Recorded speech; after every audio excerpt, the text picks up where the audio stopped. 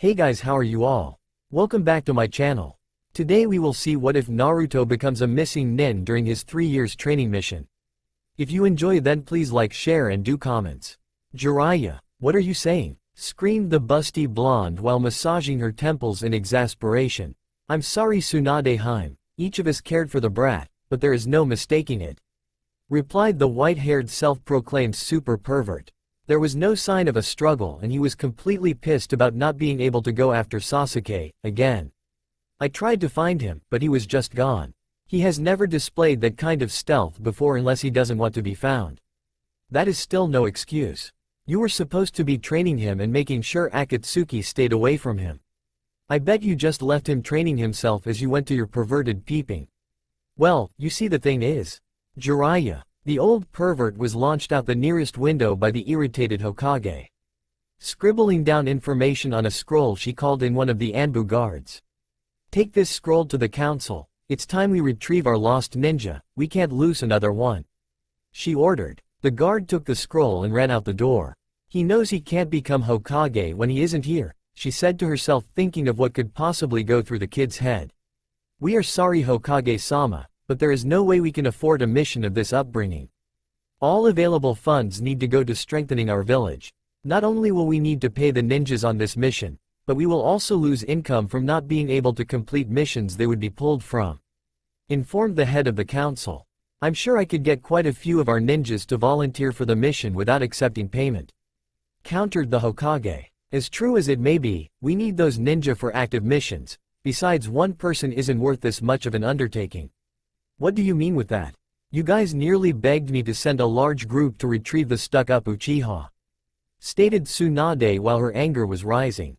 That was different, he was still impressionable at that age. That thing is much older, and we will probably be safer without him here. We all agreed on this, so there is no chance of changing our decision, it is final. You guys act like the smartest ones in this village, but you are clearly all idiots. If you all would have treated Naruto correctly from the beginning, you would never even have to consider worrying about Kyuubi, but after what this village has done to him. Tsunade left them hanging and turned to leave the council chambers when she was called back by the council. Tsunade-sama, make sure his is classed as a missing nin. Yeah, whatever you ask. She replied while storming out of the chamber. Only 1 week has passed when the next bingo book was issued to all ninja in Konoha. Like every other Wednesday, the whole crew of Leaf Genin of 3 years back, now all at least Chunin, were meeting like usual at Training Ground 23 when an overly excited Kiba came running to the group with Akamaru, late as usual. Hey guys, the new bingo book is out, I got you all a copy. He hollered out. Kiba, do you know how to keep quiet? Screamed Sakura as she bonked him on the head. Thank you Kiba-kun, said Hinata as the rest of the group nodded in agreement and took their copies to look through. The group sat around looking through the book at their own pace, occasionally pointing out various people when they heard Hinata gasp loudly. All eyes turned to her as she looked completely pissed. Hinata stood with anger as everyone cringed at the face of impending doom coming from the always kind heiress. Byakugan flaring, she stomps over to where the recovering Kiba was sitting. The group stared in awe at the rage seen in the dark-haired girl as she grabbed him by the neck and slammed him into the nearest tree, holding him there. Kiba, she said enraged, even dropping the usual suffix. If you ever play a prank like that again, I will break every bone in your body. Kiba gulped as the group backed a few feet away from her in fear. What did I do? I haven't pranked anyone in years. He stuttered out in sheer fear while being eyed by the all-seeing eye of the Byakugan. Those are real then? Seeing him nod, her eyes welled with tears as she unceremoniously dropped him to the ground. I'm sorry Kiba-kun. Her eyes leaking tears down on her face, looked back at her discarded book and bolted from the area, carrying the sounds of uncontrolled sobbing with her. What's wrong with Hinata? Kiba wondered out loud, trying to massage his neck. Might be hormones, simply stated Ino like it was obvious. Picking up her discarded book, Shino opened it to the last page she was at and raised an eyebrow while reading. Turn to page 34 inches, he said, causing everyone to jump, since he never talked. Everyone turned in their books and were surprised at what they read. Uzumaki Naruto. Age: 17. Rank: Genin. Status: S-class missing nin of Konoha. Notable jutsus: Rasengan, Kage Bushin. Although ranked as genin, expect well over jonin capabilities. Most likely has a vast collection of ninjutsu as well as proficiency in taijutsu. Do not attempt to engage the target, his real strength is still unknown, possibly cage level. The group just stared at the page in wonder, trying to figure how the loud self-proclaimed future Hokage would even consider running like the traitorous Uchiha. Well, at least now they knew what caused the recent threat coming from their shy counterpart. Many times in the past 3 years, more so in the last year, there have been reports of villagers and even high-level ninjas mysteriously showing up in the hospital. Officially there is no plausible explanation as to why they only have damage to internal organs, but the blonde-haired legendary medic knew exactly why. They spoke ill of a certain genin in front of the wrong Hyuga, but that would never be publicly known. Following the lead of Hinata, the rest of them ran to the Hokage Tower to give a piece of their minds. Upon arriving they heard the unmistakable sounds of yelling coming from the Hokage's office, but were confused as to who Tsunade was yelling with. What do you mean you can't do anything about it? You're the freaking Hokage. You need to do something. Something isn't right. You know that he would never leave, and now he is labeled as a missing nin to be killed on sight if possible. You can't let that happen. Hinata, sit down. She flinched a bit at the severe volume. And the rest of you pansies, get in here. Jumping at the acknowledgement, the rest of the teams came through the door into the office, seeing the fuming heiress sitting impatiently. Seeing the look on her face, everyone decided to take a chair a good distance from her just in case. I guess you are all here for the same thing. Seeing a nod of agreement from everyone, she rubbed the bridge of her nose and started in.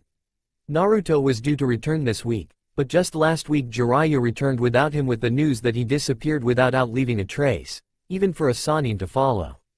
Logically this means he purposely took off, not wanting to be found. Although knowing Naruto, nothing follows logic, so I petitioned the council to allow a village-funded rescue mission, but was declined by everyone on the council, making it impossible for even me to give the mission. I'm sorry, but there really is nothing we can do.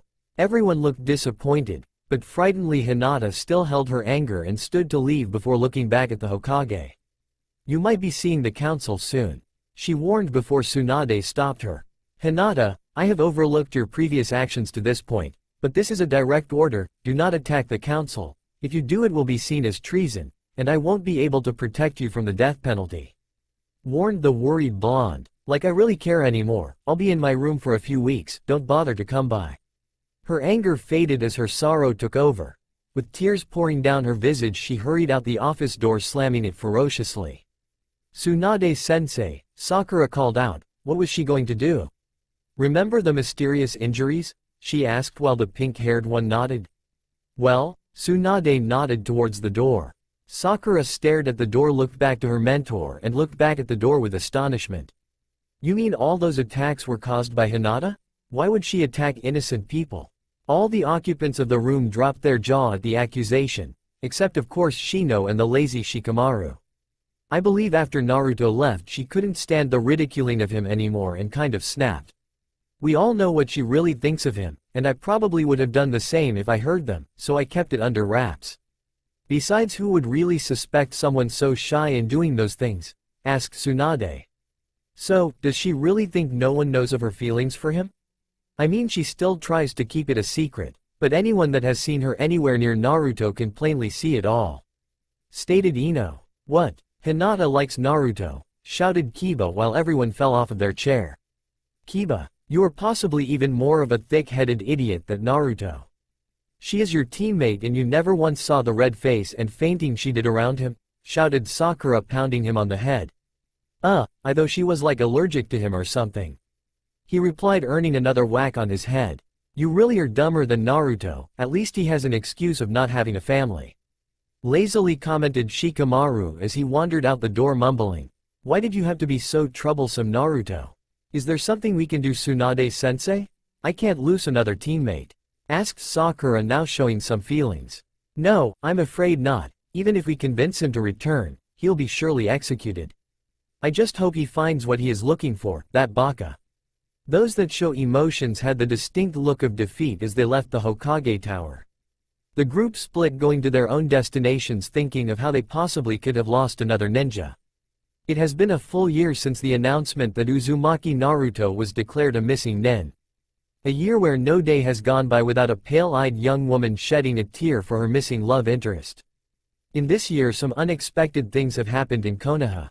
Some members of the council were crippled due to an accident involving explosive tags, or at least that is what the reports say. I mean, really, what else could cause one member to have many broken bones and be embedded into a wall while the other seemed to suffer from overloaded tenketsus but remained unharmed otherwise? It's not like some strong ninja blasted one through the wall while another incapacitated the other, right? The Hyuga clan also had some changes.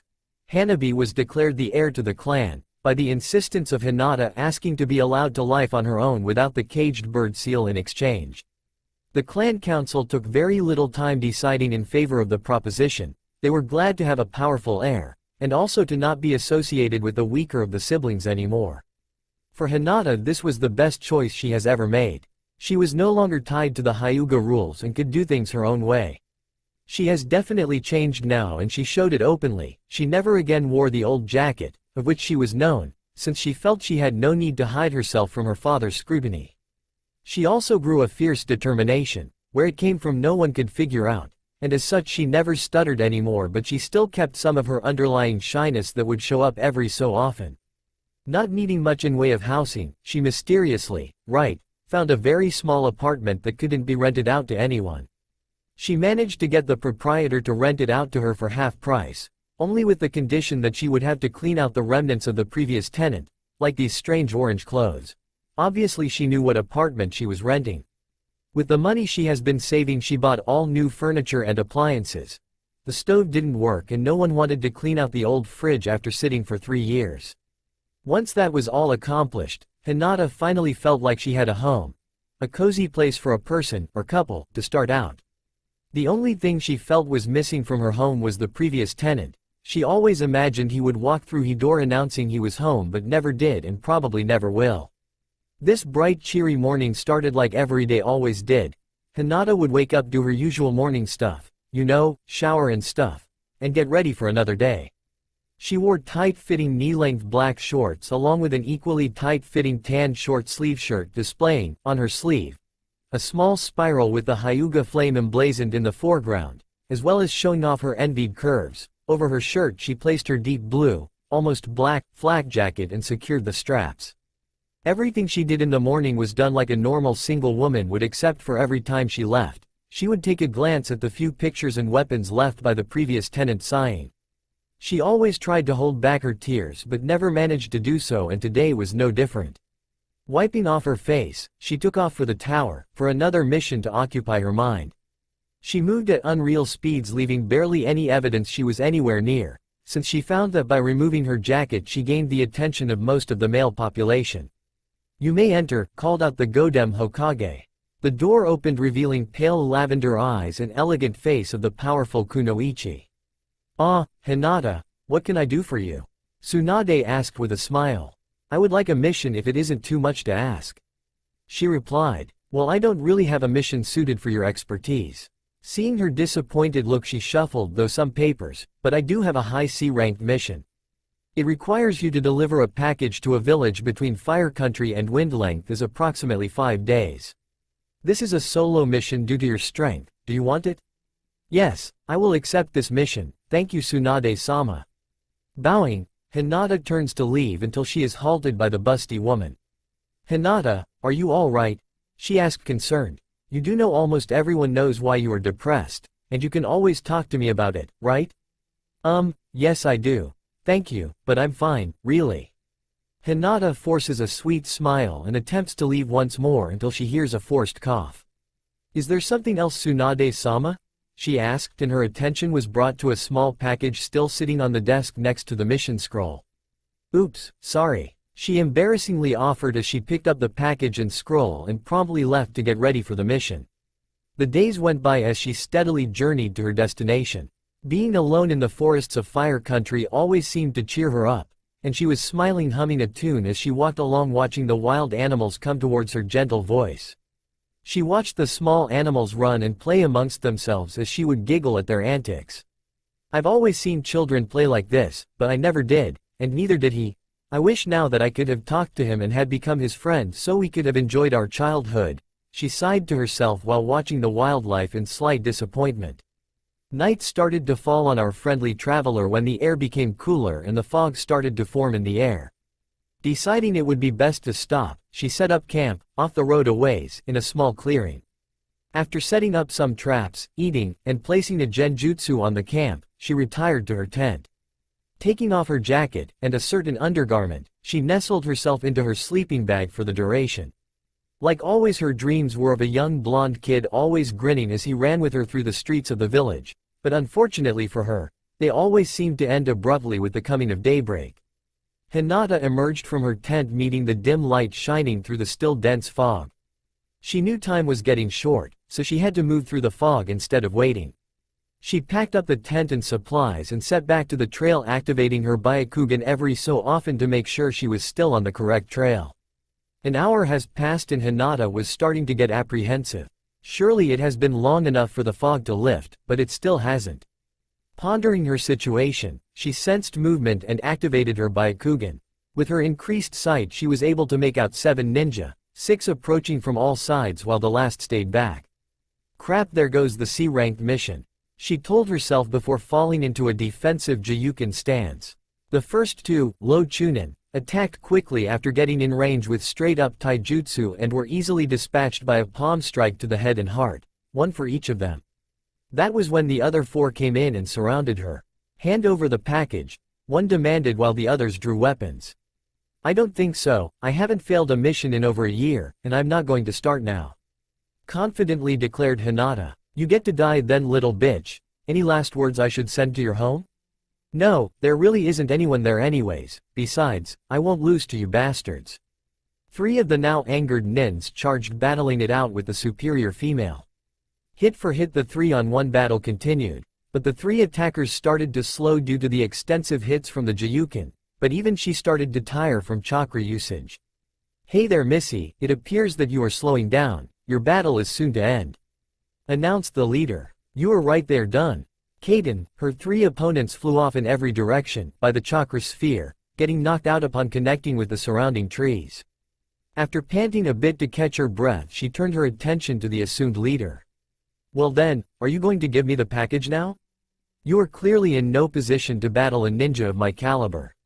I will never allow you to take the package, my mission will not be a failure. Hinata prepared herself, but was clearly way too tired to be a challenge and was clearly at the disadvantage in her fight. Her opponent between blocks managed to land enough slashes on her to shred her flak jacket to the point where it got in the way of fighting. Discarding the jacket, she returned to the battle. Due to losing the jacket, she was able to get a decent hit in since her opponent was slightly distracted by her chest, but recovered quickly and stabbed a kunai into her left shoulder, drawing large amounts of blood. I guess this is really it then. I may be able to get a few more attacks in, but I will never be able to take out the last guy, and he's coming now. I'm surely going to die here. Where do I know her from? I am sure I've seen her before, thought a dark-clad ninja sitting on a branch. He continued to watch his mystery woman hold off a small group of ninja when he finally saw something slightly familiar. The lifting fog swirled around her before she spun around, sending her opponents flying. I know where I saw her before. She is that ultra-pretty girl I saw in the water years ago. Whoa, she just took her coat off. She's much older than before. He was brought away from his thinking when he saw the kunai enter her shoulder with a scream. I cannot let her die, he thought as he jumped from his location. Hinata watched the attack come at her, aiming to stab her directly through the throat. She watched as it moved closer and closer still. With the Byakugan still active, she saw the other figure closing in fast, very fast. His leg took to the air as chakra flowed around it, aimed to strike her head. Cringing in fear of death, she waited for her mind to be silenced when she heard a shout, Kitsune Kiku. Simply translated to, fox kick, real original and a sudden thud in front of her. She looked towards the source of the thud and saw her very opponent's head caved in on the side by a single kick, with a tall man standing over him facing her. Due to her blood loss from the injury, she got dizzy and fell forward and into his strong, firm arms before losing the battle for consciousness. Once again night was coming. Darkness threatened to consume the area when a man entered a small self-built single-room shack carrying a young indigo-haired woman in his arms. Setting her down in the corner on the only bed-like furnishing in the building, he stared at the lovely face she had for a moment. Brushing some hair out of her face, he looked on as he brushed his hand across her soft cheek. Shaking himself out of his fascination, he blushingly, and nervously, removed her shirt, exposing her rather large chest, barely tamed by the restricting undergarment. Eyes large at what he was seeing, he quickly addressed the hole in her shoulder with bandages, some ointment and gauze wrapping. It as good as he could before covering her with a small blanket. Now able to relax a bit from the eyeful he got, his blood flow returned to its normal paths, allowing him to think clearly again.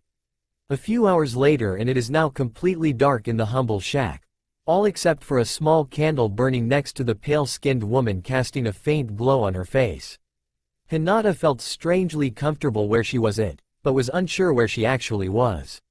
Slowly, and groggily, she stirred from her slumber, but groaned at the piercing pain in her shoulder. Frantically trying to figure out where she was and why she had no shirt on, she heard a deep voice call to her. "Hey there, beautiful, I see you are awake now," he observed.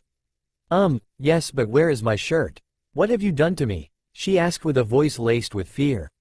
"Your shirt is all bloody, and I had to remove it to dress your wound. I'm afraid that if I didn't you would have died from blood loss." "Oh, thank you then," she called into the darkness. She saw the form of the man stand from where he was and turned, now facing her. He walked closer to her until she heard a loud gasp come from his direction. "What is it? What do you see? What surprised you?" Hinata frantically searched around herself, trying to find the source of his surprise, but failed in finding it. His next words scared her greatly. "Your eyes, they're white," he said, not hiding the fact that he was astonished by it. "You are correct, sir, they are kind of white. It is normal for my clan." No, that wasn't what surprised me." "What did then, if I may ask?" "The fact that was you all along. You were the pretty girl I saw years ago, the one I couldn't get my mind off of." "It was you, wasn't it?"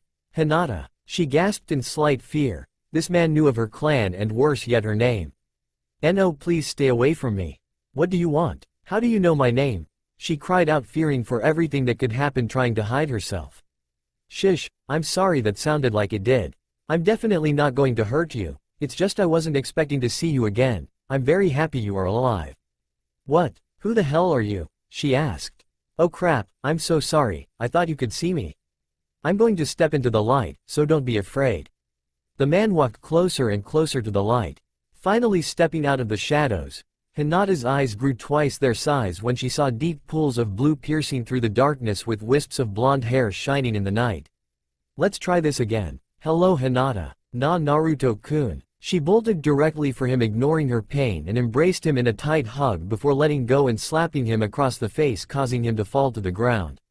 "Ouch, damn, that hurt." "What was that for? What do you mean? I was worried about you. Everyone was worried about you. What the hell were you thinking? You can never be the Hokage now since you are an S-class missing nin." She yelled in complete irritation, causing Naruto to flinch. "This is strange, you don't stutter anymore. You were kind of cute when you did that, but I wonder. Do you still blush?" Hinata looked at him with slight joy for the cute remark, and slightly dumbfounded about the blushing part. Seeing that she was slightly stumped, Naruto made a gesture slightly below his line of sight. Hinata saw this and followed his, pointing to her chest, which was still shirtless. Letting out an embarrassed squeal, she turned bright crimson and jumped to the bed area and covered herself with the blanket. "Ah, that is a relief. For a moment there, I thought I was in some alternate dimension and I was stuck with a Hinata that acted like Neji." Naruto laughed a bit until he heard Hinata's voice again. Naruto-kun, why did you betray the village? We all cared for you and you up and leave us?" she asked in a confident, but very sweet voice. "You have a very nice voice, Hinata-chan." Wait, did I just call her Hinata-chan? I guess it does suit her. Anyways, last I checked I couldn't be a missing nin since there isn't a village anymore. "What? When? How?" "It was there a few days ago, I just came from there on my mission." "Oh crap, I'm going to be late for the mission. Where is the package? I can't fail." "Whoa, hold up a bit. I already delivered your package, and have the signature to prove it, but what are you saying? Over a year ago Konoha was destroyed. I've seen it with my own eyes," he stated, disbelieving. "No, Naruto-kun, Konoha still stands. We are very much alive. Are you saying that you didn't run away from Jiraiya-sama?" "Why would I run away from Ero Sennin?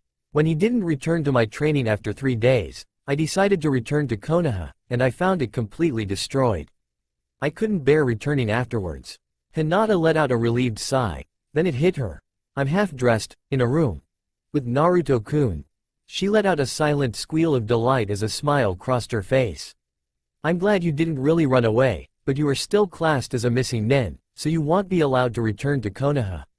I think we might be able to work something out though, if you'll return with me. Well, seeing those kind eyes of hers, he just couldn't resist denying her. I guess I could try. If the place is still wrecked, I leave again. I would also need you to truthfully answer one question for me before I go. Thank you. She was just ecstatic about being able to bring him back and even spend time with him for a few days on the return journey, but she still needed to get the question out of the way. So what question did you want to ask? Why does your clan symbol now look so close to the one I made and wear, and why did you let me believe that I imagined the whole thing with you dancing on the water like that? Hinata was surprised at his question and was reluctantly going to answer, but stopped when she realized she wouldn't have to confess everything to him. Naruto-kun, that was 2 questions. Which question did you want answered? Bah, don't worry about it, Hinata-chan. You'll answer them both when you feel like it. Just get some rest now. Naruto-kun, where will you sleep? I doubt you have anything else to sleep on around here. Hey, don't worry about it. I'll sleep on the floor if I do sleep. No, I mean, you don't need to do that. I suppose there is enough room here that we could try to share. I couldn't intrude on your space, besides, I'm not a pervert. Hinata smiled. She knew that she was at least being noticed as a girl by him now, and he might even be attracted to her. She had to find out more, so she pushed it further. It wouldn't be intruding since I suggested it, and you could never be considered a pervert just for sharing a bed with me. Besides, it is cold tonight, and I may need more heat to stay warm and heal. She saw at that last moment that she took a rather low tactic, seeing as how she had him cornered, and he knew it. He couldn't ever let a friend be uncomfortable when he could fix it for them with something so harmless, now could he? Okay, he finally relented as he lay down next to her. He was expecting her just to keep the blanket and sleep close to him. He was obviously mistaken. When he got situated, he was surprised to see Hinata coming closer and actually half laying on top of him as she threw the small blanket over the two of them with a deep blush on her face. She pretty much hugged him tightly and using him as a pillow fell off to sleep. A few moments passed before Naruto got himself calmed down after feeling her breasts pushed up against him. Not knowing what to do in this situation, he just lightly stroked her back and felt her relax completely, almost melting in his arms. She obviously enjoyed it, so he continued rubbing her back and got something close to a purr come from her before he heard something else that he wouldn't be able to forget. I'm glad you're finally all mine, Naruto-kun. She murmured in her sleep. I'm dreaming, it is all just a dream. She couldn't possibly care about me like that, just a dream. Naruto thought that over and over to ease his mind until he finally fell asleep. Morning came blasting its light and heat across the forest canopy. It was early, but for someone with way too much on his mind, it wasn't that early. Naruto woke at the break of twilight and has been thinking of the last few words he heard the night before. He just couldn't figure out in his head if someone like Hinata even had the ability to like someone of his status. Like the heiress of a clan could really even consider me. It's an impossibility. His mind was filled with these thoughts, but what never seemed to grace his thoughts were ones of a pink-haired girl. Everything consisted of the dark blue-haired one. He kept pondering his thoughts, not even paying attention to the fact that he was now gently running his hand up and down the mostly bare back of the girl lying on him. He also wasn't aware that she has been awake for a while now, just enjoying his touch. Oh, this feels so good. I wonder if he even knows that he is doing this. Not likely though, I had to trick him into keeping me warm. I bet if it was Sakura, he wouldn't have hesitated. He will probably forget about me again after we get back. I just wish he could love me. Giving up on her jumbled thoughts, she knew she needed to be going and had to officially wake up.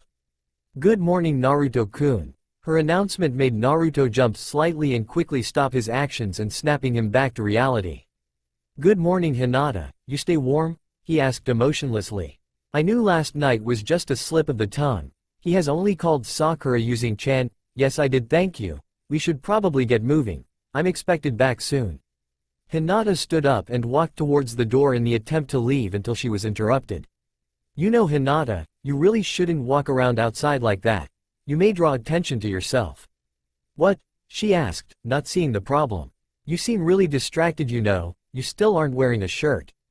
Hinata turned red even to the point that it spread down to her chest while Naruto chuckled at her attempt to cover herself. Clearly your arms aren't nearly large enough to cover all of you, here. He throws a shirt to her and she promptly puts it on, still blushing. Thank you again, but this shirt smells weird though. Yeah, sorry about that, I wasn't expecting to loan out a shirt. We should really stop by the river and give them a good scrubbing. We should be able to get the blood out of your other shirt so you could be comfortable again. Grabbing the few clothes he had and Hinata's bloody shirt, he ushered her outside and headed down the path towards Konoha. The two travelers were unaware of each other's similar thoughts as they walked. Each of them were glancing towards the other and managed to face front before the other caught them. They stayed silent for most of the day, just stopping occasionally for bits of food they managed to rummage up. Deep in the afternoon they came upon the shallow river where they could wash the clothing and left the road. Walking into a small clearing by the bank of the river they found a group of rocks suitable for use as a washboard and set in to their duty. Hinata was convinced, by Naruto, that with her injury she should not be the one doing the washing, so he went to scrubbing the clothing. He managed to get the blood out of her shirt without too much effort and handed it to Hinata to be hung up to dry. Hinata brought the next piece and set it down next to him to be washed. The process went on through all the clothing until the last piece. With a mischievous smile Hinata threw the shirt into the water next to Naruto, causing water to splash up and douse the blonde. What was that, Hinata? He sputtered angrily until he saw her cheerful smile and couldn't be angry. Oh, so that's how it is then? You are so going to pay for that, he declared, taking off after her, splashing water towards her retreating body and giving chase. The two ran after each other, giggling, laughing, and splashing water on each other. 5 minutes later they were both soaked head to toe, but still were enjoying the game as they continued chasing and splashing water until Naruto caught Hinata around the waist. Their laughing faded as they turned and looked into each other's eyes and found themselves uncontrollably inching closer to the point where their lips met in a soft and sweet kiss. Realizing what just happened, Naruto jumped away from her like she was on fire. I blame this scene for everything. For some reason it just jumped into my head, and I built this entire story just to hold this scene. All this fluffy stuff. I should be ashamed. Sorry I didn't. Stumbling over his words, he couldn't make a cohesive sentence. Naruto-kun, what's wrong? A kiss is supposed to be a good thing, just accept it. She stated while smiling. Well, it isn't exactly about the kiss, it's something else.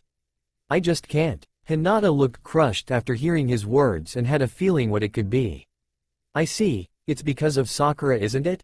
You still like her. Dejected, Hinata trudged out of the river they were standing in and walked back to where the clothing was drying when she felt a hand land on her good shoulder, turning her around to gaze into blue eyes. No, it has nothing to do with Sakura. At first I did like her because she was pretty and outspoken, but I found out she really wasn't that good of a person, so after a while it became just a ploy to try and keep girls away from me. Hinata looked at him, not quite understanding his reasoning, so he had to elaborate. You see, I didn't really want a girlfriend or anyone to be remotely interested in me a little after the genin exams. I needed people to keep at a distance since I may have to leave, and I didn't want my disappearance to hurt anyone. At that point, I decided to make a big production about still liking someone I knew would never show any affection towards me just so I could be left alone. But why would you do that? Wouldn't a girlfriend make you less lonely? Why were you thinking you might leave? Hinata had many questions, but there could only be one answer, and that was his burden to tell. There is a part of me that wants a girlfriend more than anything, but there is just another part of me that makes it impossible for me to keep one. What would make it impossible to keep a girlfriend? I don't understand. I really don't think there is a person that could love me enough to overlook what I'm hiding from everyone. Naruto saw her pale, shimmering, soft eyes change completely serious and stared directly at him. Try me, she said with such determination that it felt as though it was a direct order from the Hokage herself. Naruto's mouth was open, showing his astonishment at what she was implying. I see now. You, the blushing. I'm an idiot, but I guess I can see just how far your feelings run for me, if at all, he thought before telling her his story. This is an S-class village secret that prohibits even speaking of it to our generation and younger. Only I have the authority to break the law set by the Sandaime and inform someone of it. He likes feeling in charge of something. You must never speak of this secret to anyone without my consent, as you will be the only person near our age to know of it. Seeing Hinata nod an affirmative, he had her sit down so he could tell her his burden. You see, I have never been looked upon nicely by anyone in the village. I get glares and insults thrown at me everywhere I go. I know how the villagers treat you, Naruto-kun. You can skip that part. Huh? How? Well, you see it's because, she nervously prods her fingers together for the first time in 2 years. I have been, following you, like, a lot. So then you're saying I have my very own stalker. For some reason, I don't see a problem with that. Hinata blushed and was slightly in shock that he didn't mind her watching him. Anyways, the reason they hate me is due to something that happened the day I was born. A great beast attacked Konoha, decimating everything and everyone in its path. Now I'm sure you know this story, but some parts are wrong, so try not to interrupt. The greatest of all tailed demons are Biju, the demon lord Kyuubi, master of all the elements. He is, for this story, had nearly infinite power.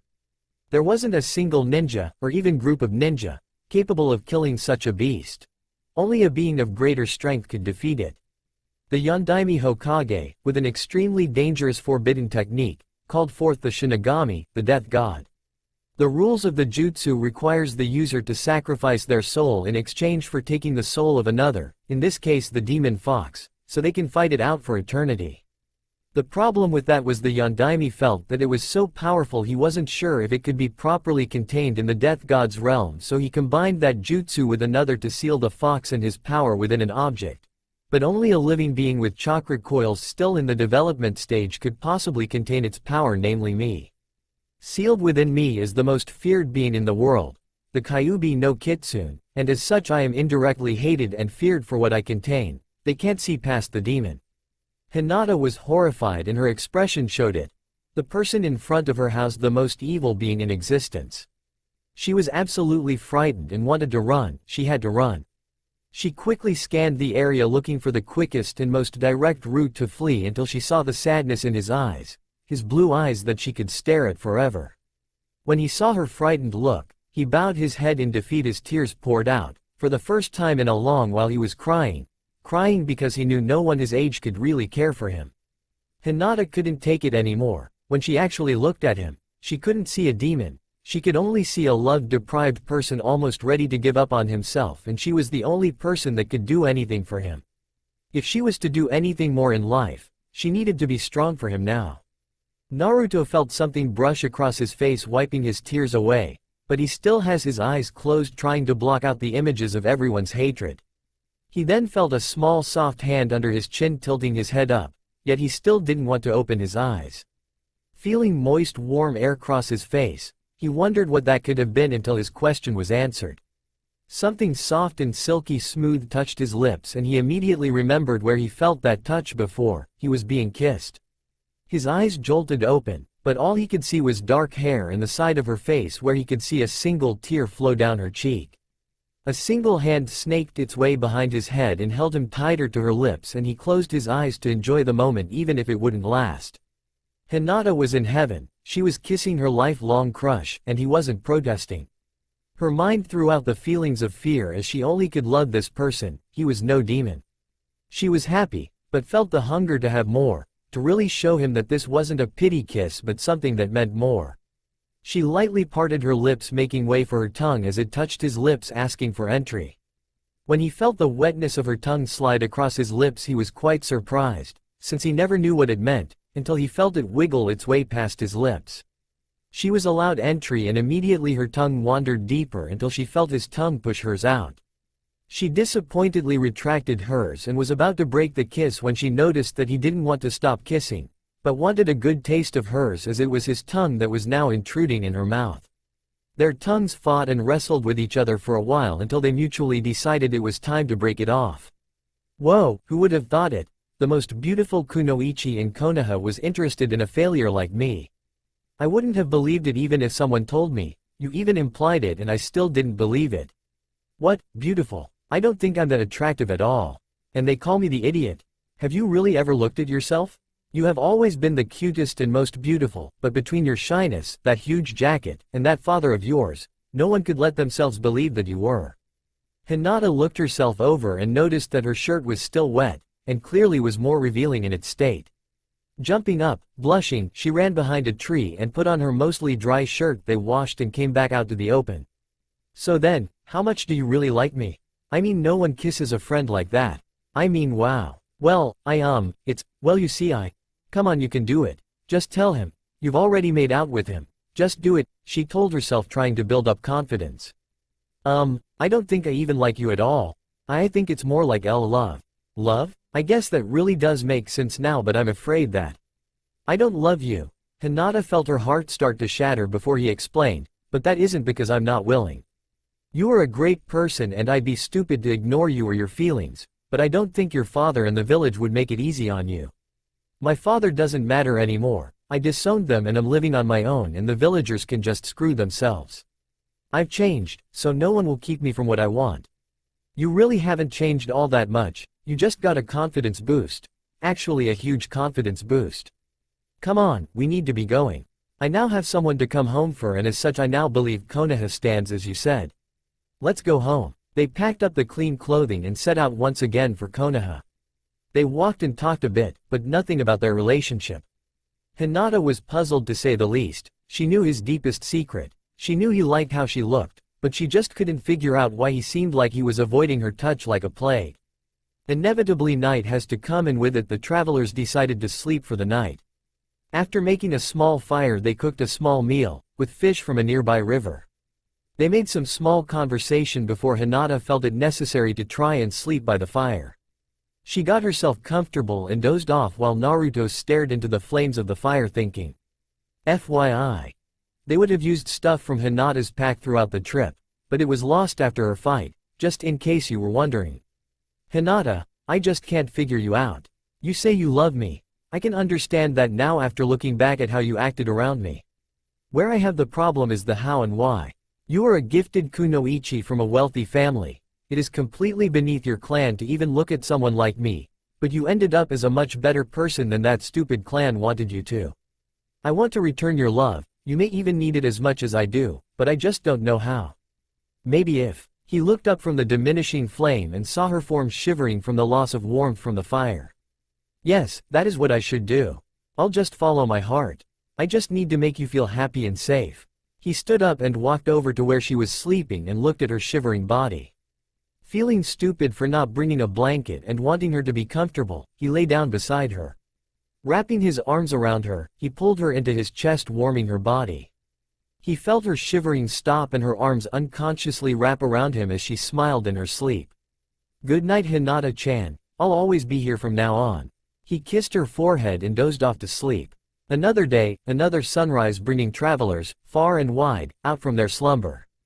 As usual, our two travelers weren't exempt from the sun's evil light. Hinata was first to begin the waking process and was quite surprised to find most of her was warm while her back was quite cold. She felt a slight weight on her side and peeked out from behind her eyelids to see what was causing it. When she saw what, or more accurately who, it was, she smiled a huge smile and hugged him tightly and nuzzled her face to his chest. In doing those actions, she managed to quicken Naruto's ascension to consciousness. Good morning, Hinata-chan, you sleep well? The yawning blonde asked, startling her. Oh, yes, I slept well, thank you. Hinata was about to untangle herself from his grasp when he surprised her with a quick kiss on the lips. Let's go, Hinata-chan, we should be home before noon.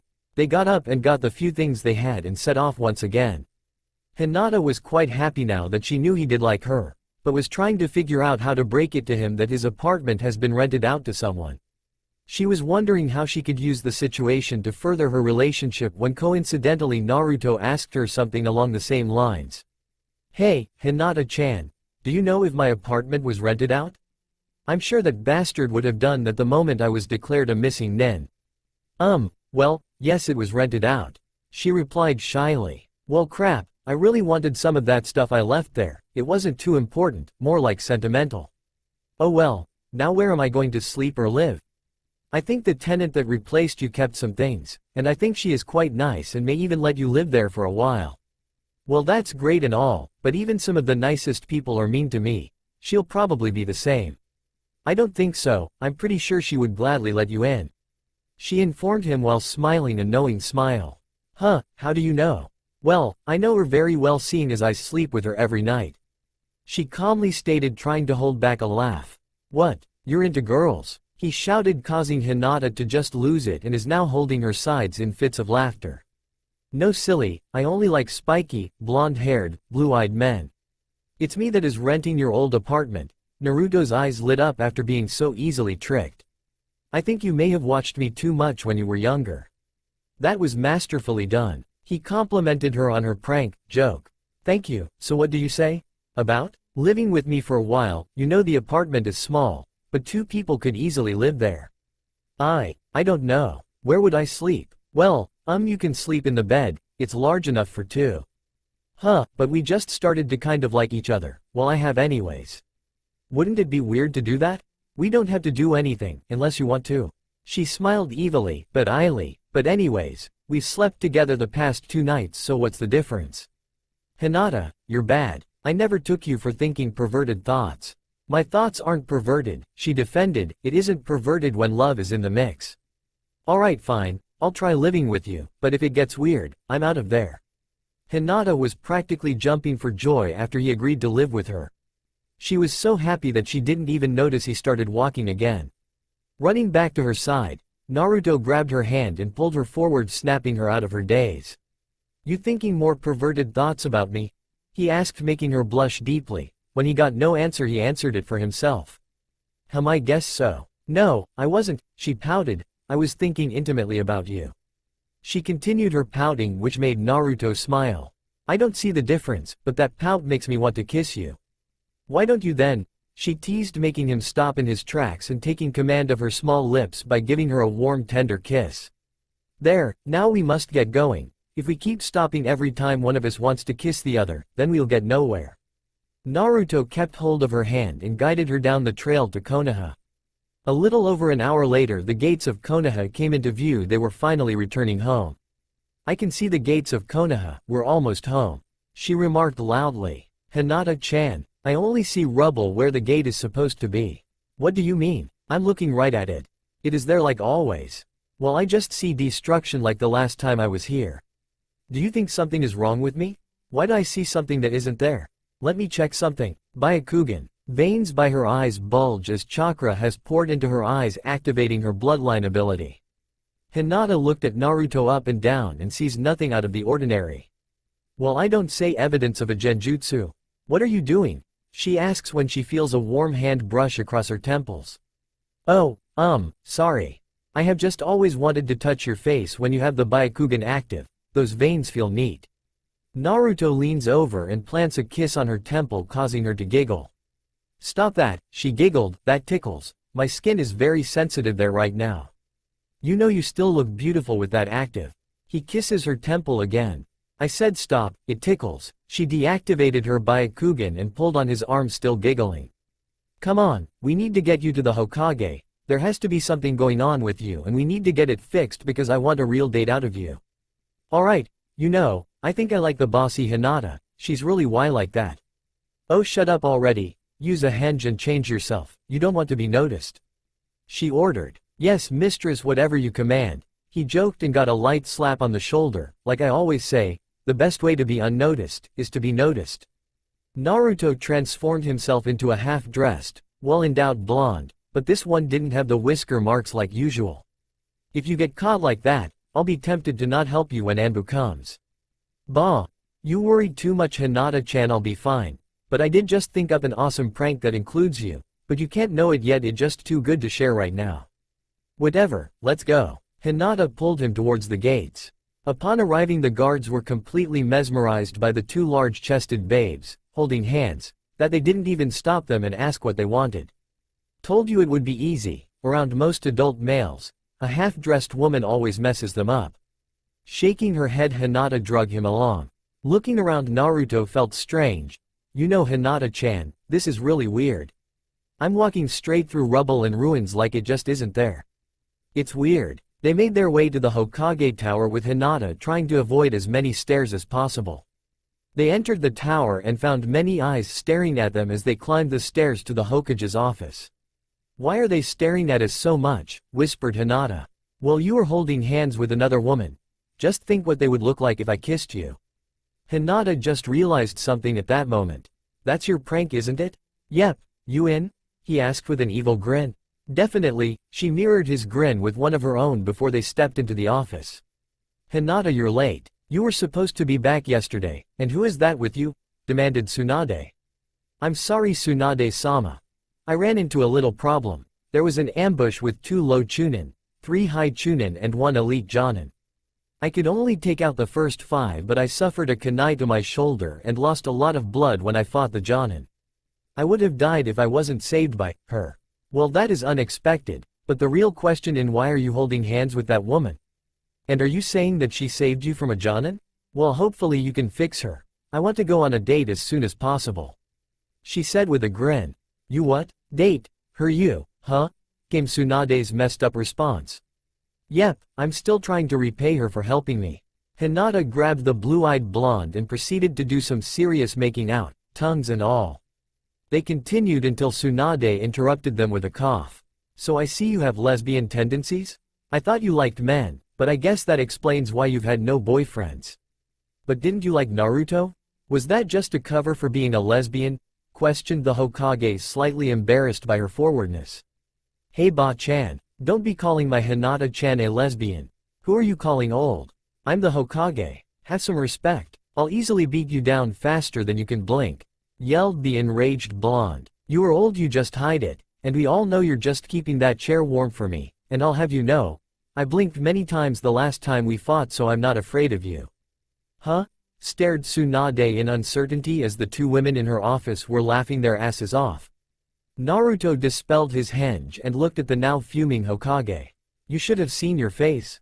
It was priceless. I can't wait to try it on some others. Laughed Naruto, still holding Hinata's hand. What the hell? I didn't even sense a henge. Tsunade stated before putting on the serious face. Now you have some real explaining to do, brat. I could have you killed just for being here. Settle down, Ba-chan. I thought Konoha was destroyed. I still see destroyed buildings everywhere, but when I walk through the destroyed building, I see parts that look the way they should. I would have returned if I knew Konoha was still here. Well, that is quite interesting. You'll need to be checked out, but first, what's with Hinata and you? What this? He lifts his hand that's still holding Hinata's. I really have no idea why or how, but I like it and I wouldn't change any of it. His declaration made both Hinata and Tsunade smile, but it was now back to business when Tsunade put that look back on her face. I'm really happy for you too, but we really need to figure what to do about you since you're officially a missing nin. Just then an idea hit her. I got it. I can just use the excuse that I gave you a secret mission and had to make you a missing nin for your cover vital for the mission. I can say now that you have completed your first solo rank mission. Congratulations. I do hope you know you won't get paid for it. I don't care, I'll just take you fixing what I see as payment.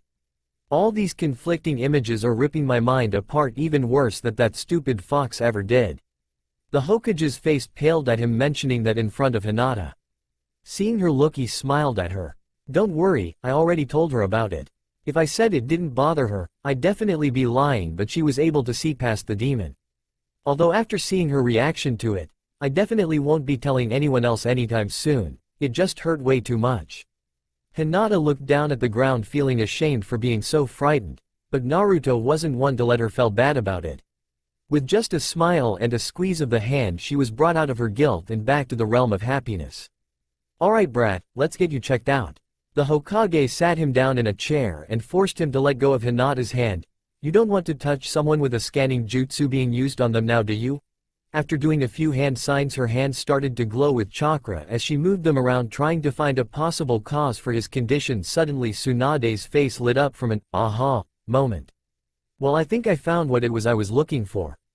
It seems you were hypnotized. Tsunade-sama, what does being hypnotized do? Asked Hinata full of concern. Well, I guess you could say it is similar to a genjutsu, but it affects the brain directly instead of being just an illusion. With a genjutsu your senses see something that isn't there, whereas being hypnotized your brain interprets incorrectly what your senses see. Sure, yeah, gotcha, so how do we fix it? Asked the stumped blonde. You didn't understand a word of it, did you?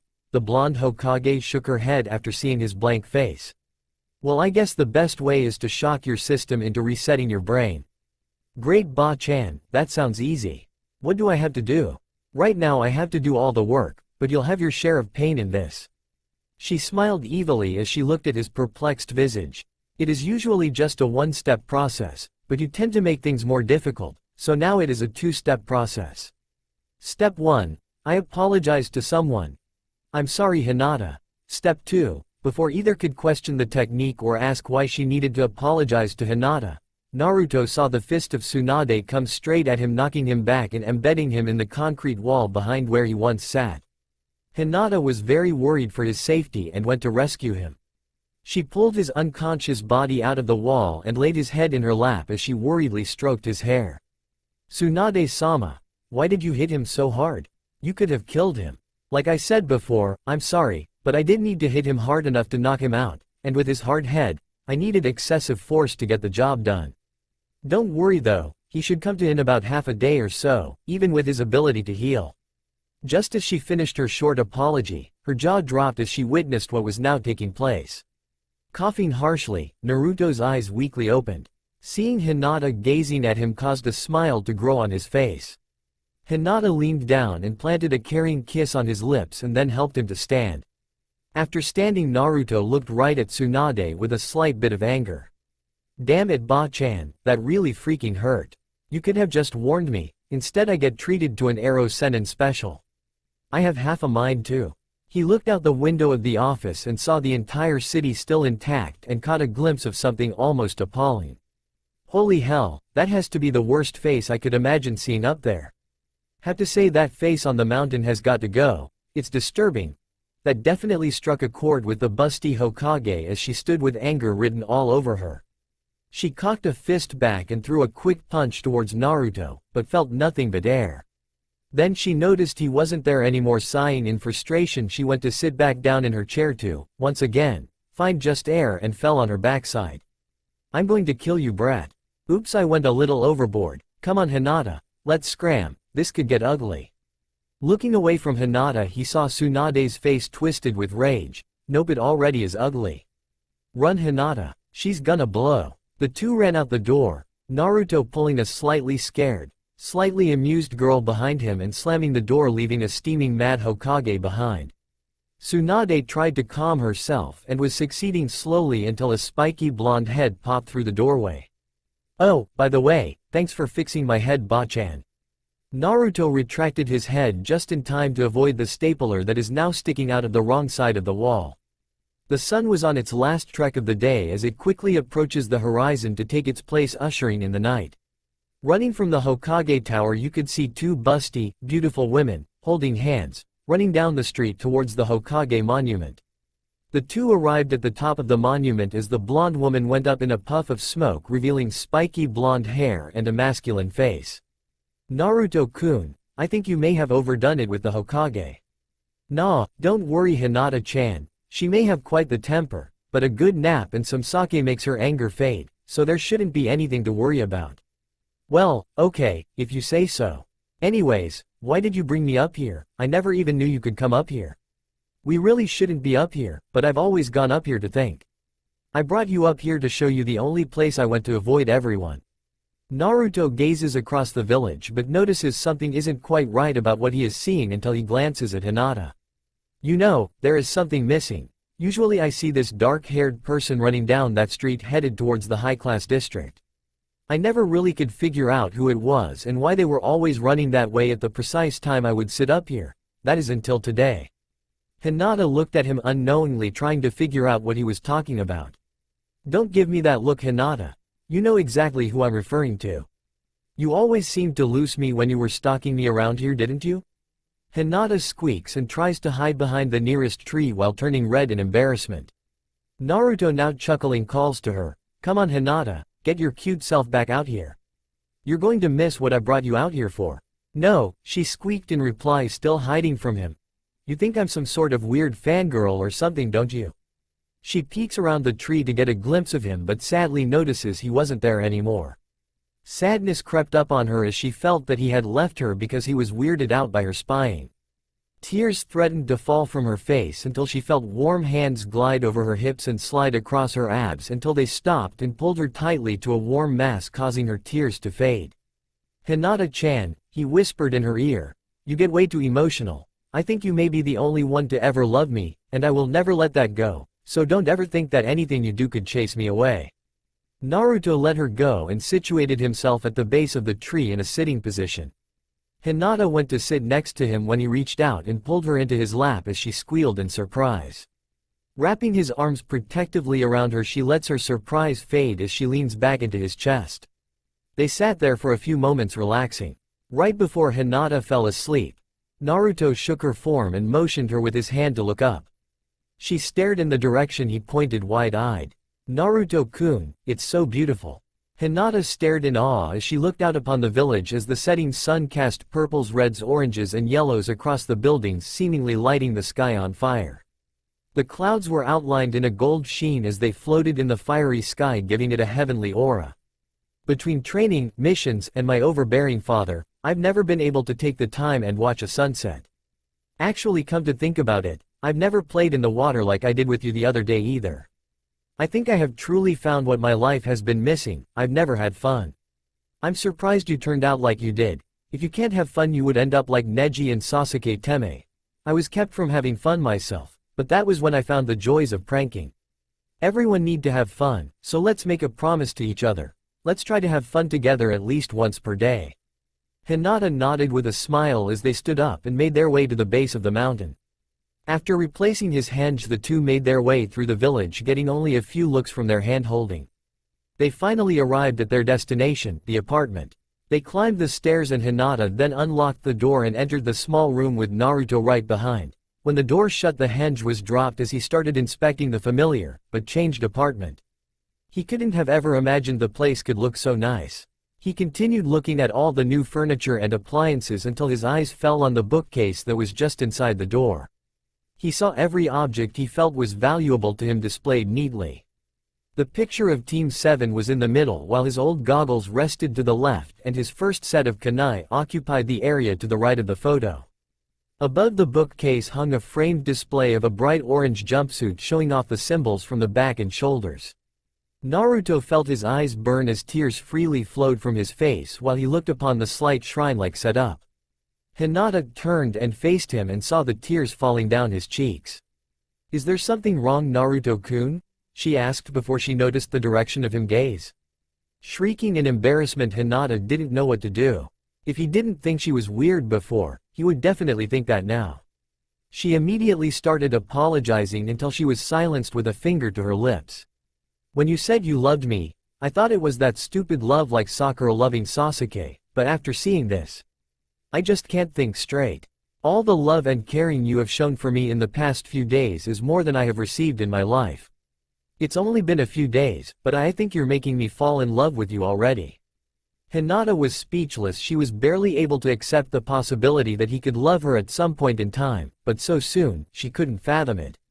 Hinata couldn't put her happiness into words. She just can't seem to say anything slightly intelligent. Instead of trying to speak, she just went in for a kiss instead, but was halted when he continued talking. "So, Hinata-chan, just to make it official, will you be my girlfriend? You never had to ask, I always was your girlfriend and you only needed to become my boyfriend since you already had my heart." With that statement, they kissed, and they kept kissing until they sickened the author and he had to stop the insanity. "Hinata-chan, what I'm going to say right now is going to sound strange, but don't take it the wrong way. I need you to take off your shirt." Her eyes widened as she tried to grasp what he was saying, "to check your wound." "Hello? Remember your shoulder?" This snapped her out of her surprised daze. "Oh, sorry, I didn't feel it hurting. It's just a little stiff, but I'm sure it's fine. That wasn't what I was asking. I need to check it out. You know that just because it doesn't hurt doesn't mean that there still isn't anything wrong." Reluctantly, she agreed and whipped off her shirt right there, sporting a dark red tinge to her face. Her blush deepened when she saw his wide-eyed, open-mouthed reaction. "I really wasn't expecting the whole show. I was just expecting a look at just your shoulder." He sputtered out before Hinata thought she did something horribly stupid and apologized and tried to cover herself. Hinata, he called out, trying to get her attention, but she was still trying to apologize until he grabbed her wrists and pulled her arms, which were frantically trying to cover herself, straight down to her sides. Hinata, it's fine. You are completely beautiful like that, and besides, you are still completely covered. Now let me check your wound. After sliding her bra strap off her shoulder, he removes the bandages to reveal completely healed skin where the wound was located. Well, it looks like you are healed now. What? She hollered out in amazement. She brought her hand over and looked and touched the area where a massive wound used to be. How could it heal so fast? What did you use to make it heal like that? It must be amazing. Yeah, it was made by this most beautiful girl I met many years ago. She gave it to me after I was injured in a fight, but I could never figure out why she wasted it on me until a few days ago, he told her. Really, who was this beautiful girl? She asked with a hint of jealousy. Seeing her attitude towards this, he decided to rely on his pranking instincts and take it a bit further. Well, I suppose you could say she was amazing, he explained while looking up like he was dreaming. She was amazingly strong, had a wonderful personality, and was the sweetest person I have ever met. When I saw her again, after a few years, I realized I liked her a lot and asked her to be my girlfriend. Hinata looked slightly miffed about there being another woman that he asked to be his girlfriend. So what did she say then? She cried. Well, it was the weirdest thing. She said yes, kissed me, and then ripped off her shirt like a maniac. Hinata now had the most confused look on her face, which caused Naruto to start laughing. He pulled out a small brown jar of ointment from his side pouch and handed it to her, the ointment she gave him during the Chunin exam. Hinata was definitely embarrassed now, and it showed. The red color spread around her body to the point where her stomach was starting to turn pink. I didn't rip my shirt off like a maniac, she defended, and my ointment was never that good. For me it was. I found that the moment it came in contact with my wounds I healed instantly, he explained. So I found out that if I put some of my chakra into the wound with the ointment, it heals others exceptionally fast. Well, I wonder if I could make some more and have you place some of your chakra in it with mine. We might have an excellent life-saving salve. She threw out, definitely excited. I never knew you had such a passion for medical stuff, Hinata-chan. So tell me then, since you seem to know so much about that stuff, what is the best way to get stiffness out of one's shoulder? He asked. Well, I guess the easiest is to just massage the muscles until the stiffness lessens. Why do you ask? Well, your shoulder is kind of sore, isn't it? I just thought I could help you out with it. You don't have to. I'll be fine, she stated before shouldering her strap again and picked up her shirt. Only to have her wrist grabbed again. I know I don't have to, but I want to. I'd do anything to help you feel the slightest bit better. Hinata thought about it. Her rebellious side said to let him touch what and where he wanted, while her conservative side said to go ahead, he's offering a free massage. Obviously she really couldn't refuse with that kind of reasoning.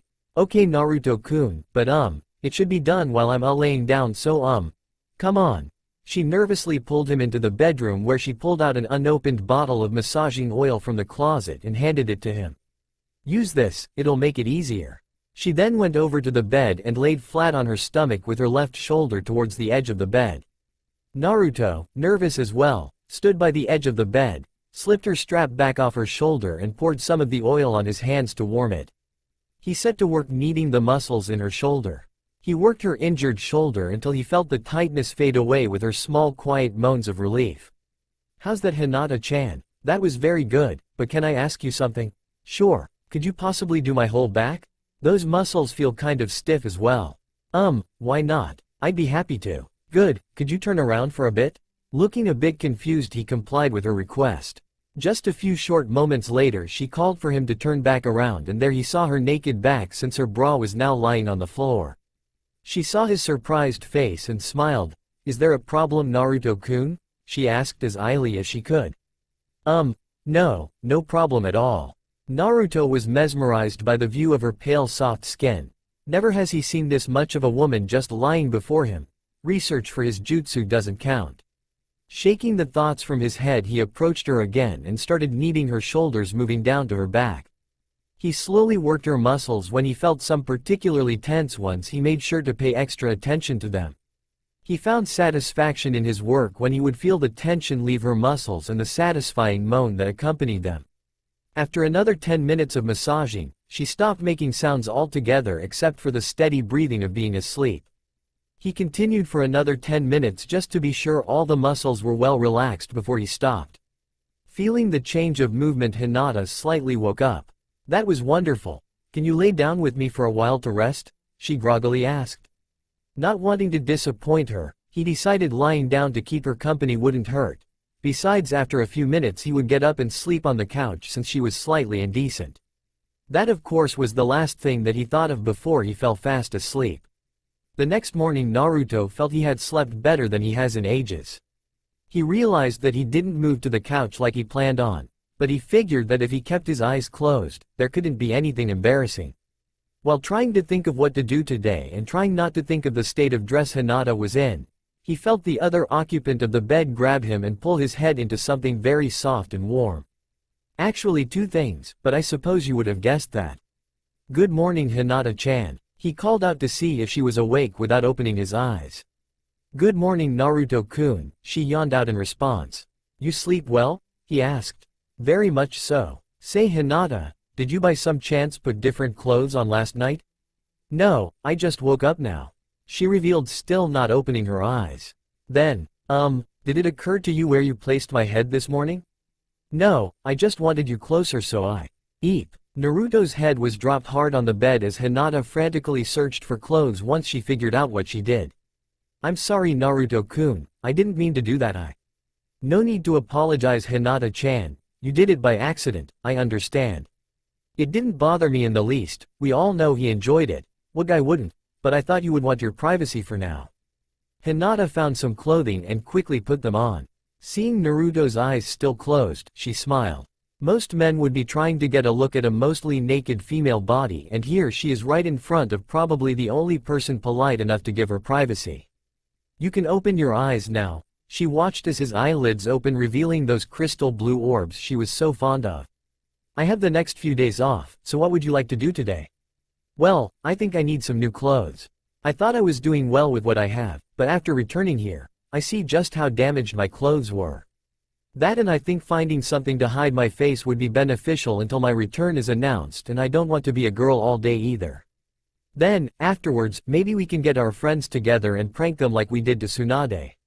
It was good the first time around, and I thought of Kakashi for this time around. Just wait and see." "That sounds good. I never thought pranking was so much fun. It's no wonder you did it so much." She giggled, recalling the pranks and jokes. "Alright then, I'll take a shower first and then I'll make breakfast while you shower, then we'll find you some clothes, and then we'll get everyone over to Ichiraku's for lunch. I'll let them all know where to meet us." Since that was settled, Hinata grabbed a change of clothes and went into the bathroom to shower. When she walked back out after her shower, no, I'm not describing the shower, clothed in her usual tight shorts and tight shirt, she saw Naruto looking at the floor, stomping every so often.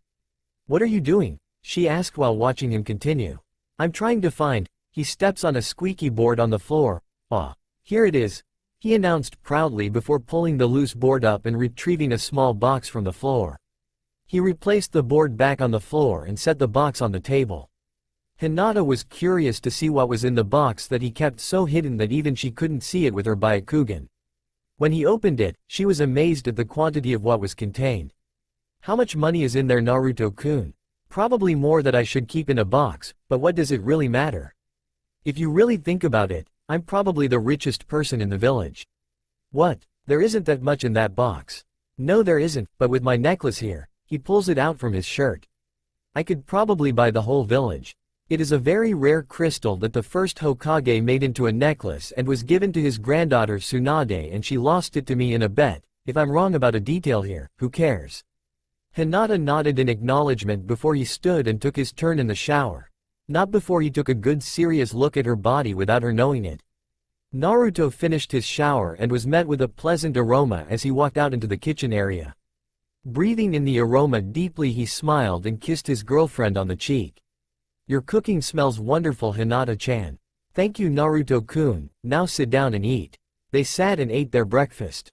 What they ate is up to your imagination. When they ate, Naruto said nothing as he was just occupied with eating, while Hinata looked on at his exuberant eating with a smile. They finished eating and placed the dishes in the sink and went to leave the apartment. You haven't really said much this morning, Naruto-kun. Is something wrong? Nah, I was just thinking, and yes, I do think now. I wasn't going to argue with that, but what were you thinking of so hard? Actually, it was about you. I can't figure out how I went from barely knowing you to not wanting to leave your side in such a short time. It doesn't seem normal to do that, but then again I defy the meaning of normal every day. They shared a small laugh. Just don't think on it too much. Are you at least satisfied where your life is going? Actually, right now I've found that being Hokage isn't the highest thing on my list of wants anymore. I realized I could easily be satisfied with my life just by knowing I was loved. Come on. Let's get going before I think myself into marriage. He saw Hinata's face brighten at that word and he chuckled, shaking his head. You may be ready for that after a few days, but I'm not quite there yet.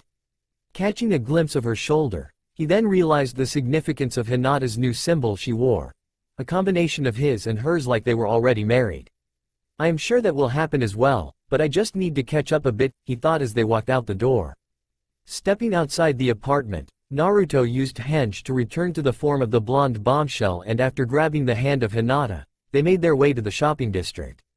As they walked through the crowds, Naruto wondered why he never thought of doing this before. Sure, he got some lecherous grins, but he never once saw an evil glare or heard an insult. The best part was every store they entered, they were welcomed warmly and wasn't ever thrown out. He got to see the inside of stores and shops that he didn't even know existed in the village. It was like a whole different world as he looked at everything with childlike eyes.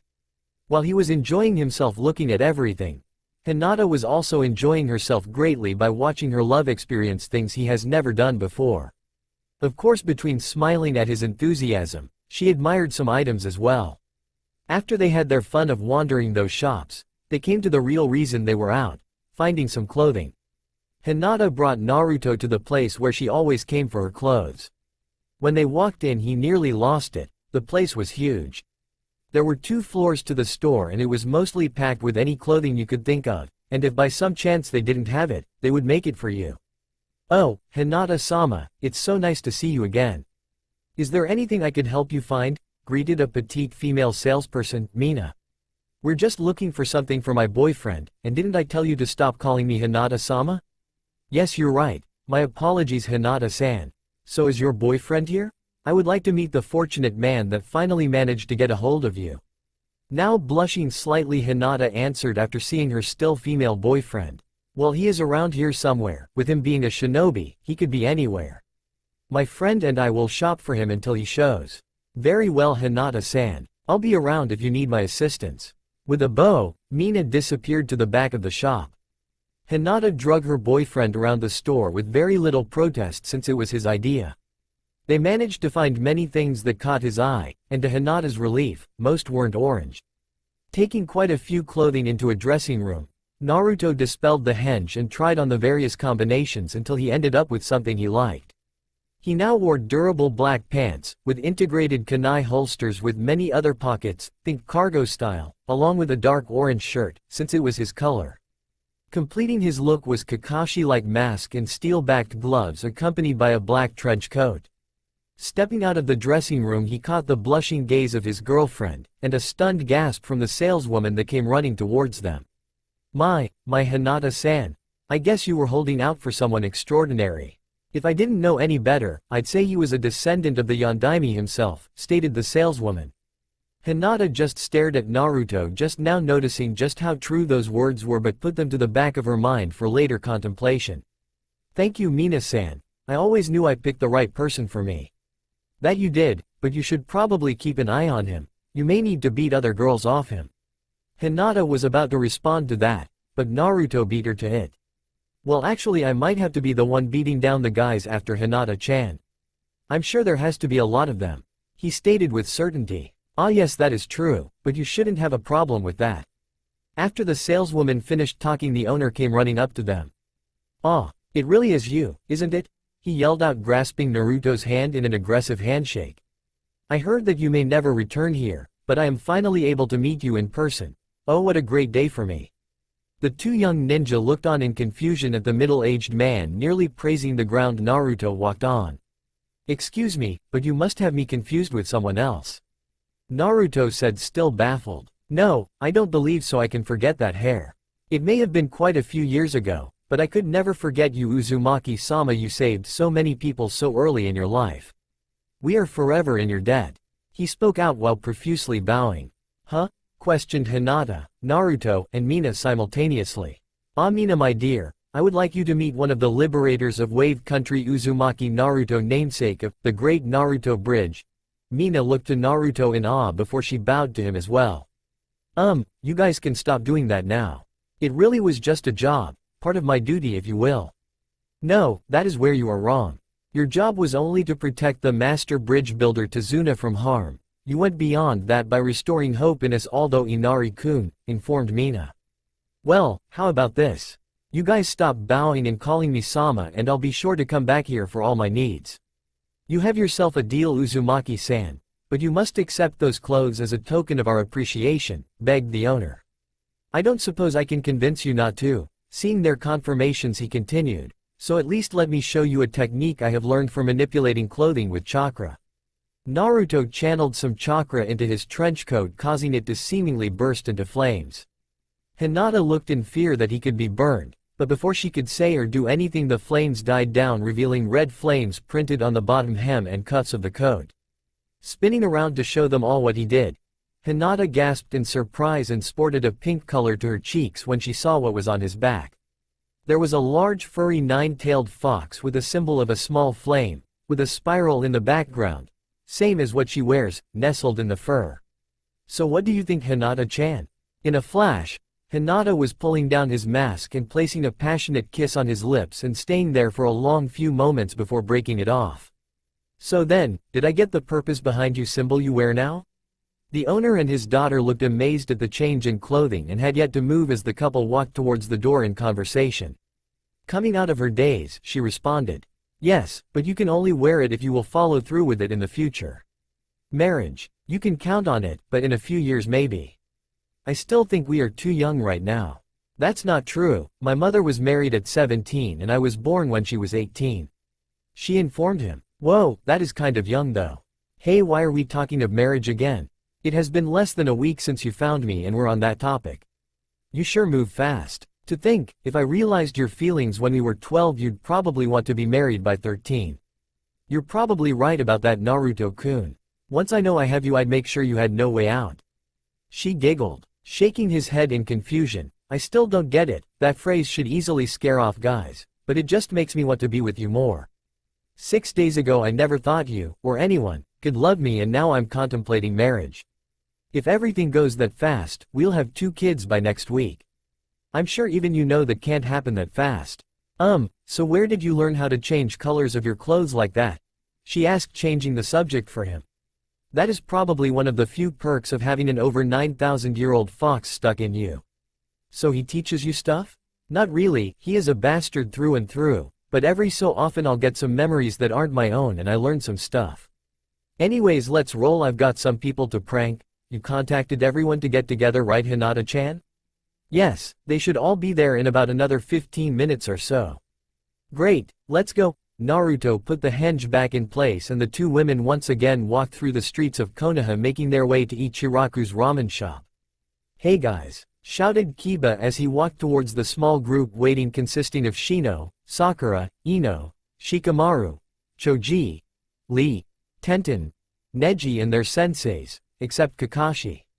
Anyone know why Hinata asked us here? I mean, it's great to get together with you guys, but there has to be a reason since she never sets up these meetings, especially since it isn't Wednesday.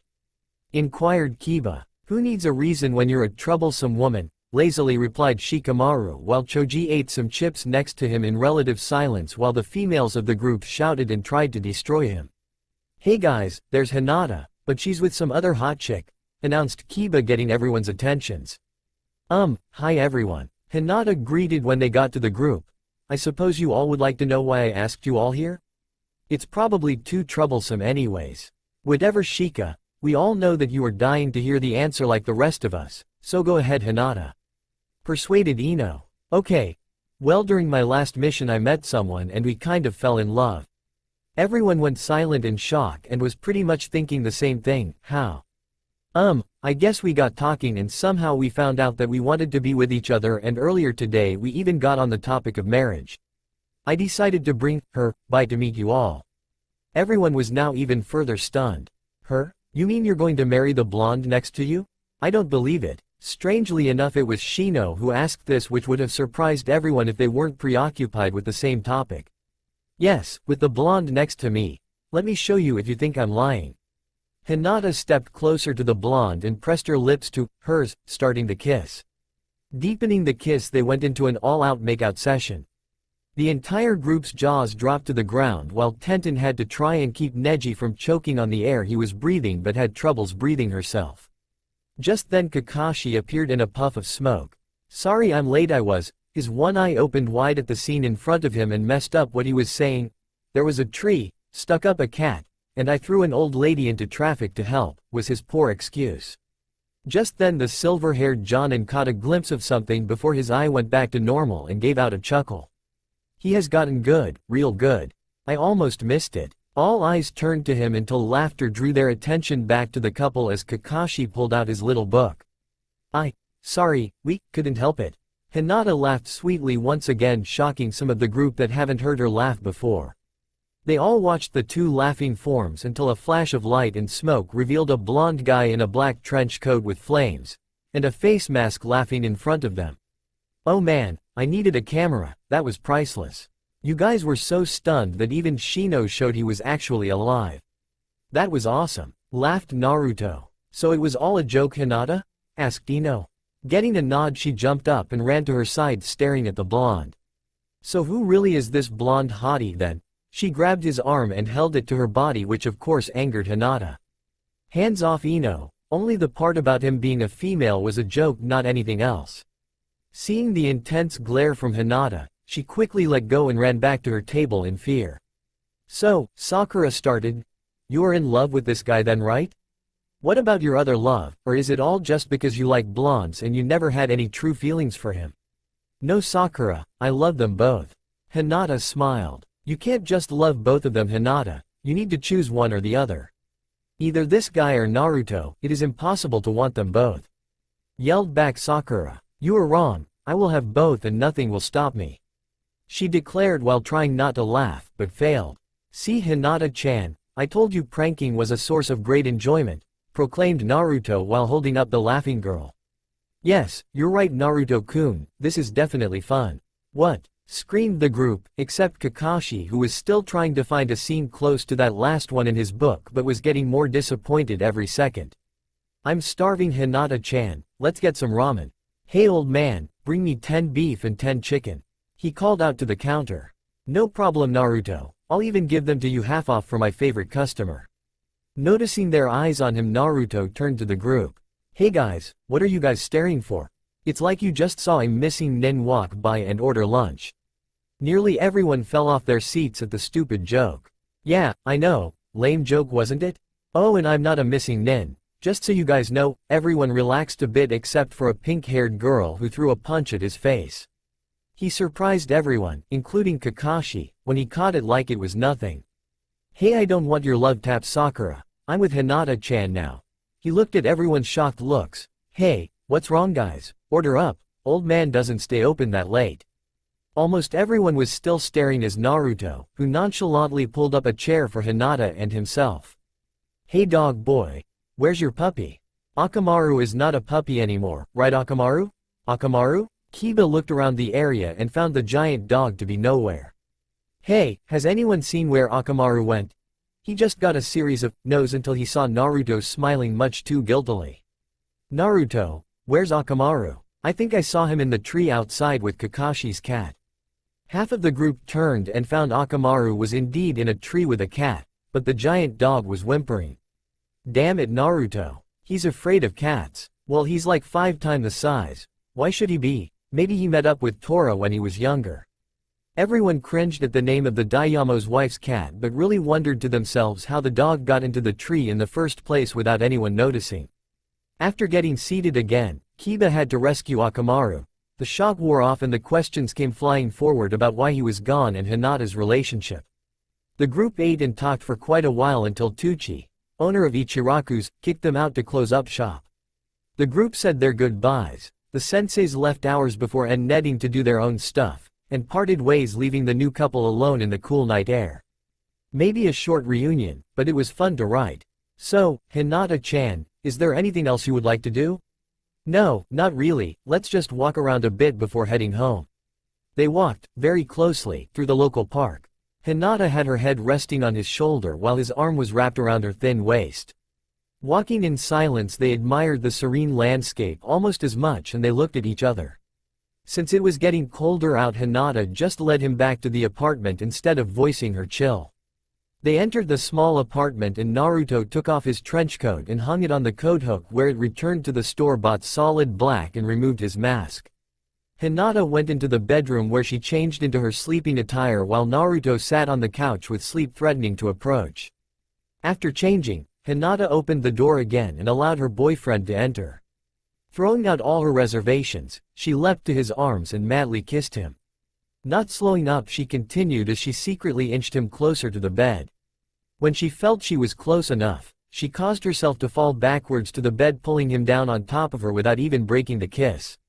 They still continued their kissing when Hinata got bold once again and rolled them both over, with her now lying on top of him. She slid his hands from her waist up to each of her breasts, so he was holding one in each hand. Quickly he broke the kiss and looked her in the eyes. "I'm not ready for this, Hinata, we should stop," he told her. "Why? Am I not attractive enough?" she asked with disappointment. No, he gave her a squeeze, causing her to squeak. "You remember where his hands are, right? What a perv, or maybe just a guy, that definitely isn't it. I just feel we are moving too fast. I know I've said it before, but you just ignored most of it. Most every other guy alive would be dying to be in my shoes right now, but I'm just a different type of guy. I don't want our first time to happen when I just scratched the surface of this thing called love. I want to be fully in love with you when that happens, so it truly means something, okay?" He rolled her off of him but stayed lying next to her. "I'm sorry. I keep forgetting that this is actually happening and not a dream where you have no free will. I've wanted to be with you so bad that I never really thought about it actually happening. I am glad you want it to mean so much, so I will wait until you're ready. Just don't keep me waiting forever." "That's a deal, my beautiful Hinata. Actually, I'll make that a promise so I can't break it." He kissed her cheek and closed his eyes to sleep, only opening them again when he felt Hinata snuggle up very close, and then they both relaxed and fell asleep. The evil light signifying morning never had the pleasure of assaulting the optics of the couple, seeing as how they were awakened earlier than they wanted. Naruto and Hinata were brought from their sleep by small webbed feet as they contacted their faces. Hinata's eyes snapped open to meet the face of a bright orange toad and let out the loudest noise anyone has ever heard from the shy Hyuga. Still screaming, she jumped to the other side of Naruto, putting him in between her and the toad. "Damn it, Gamakichi. How many times have I told you not to wake me up like that? Now you've gone and scared Hinata-chan."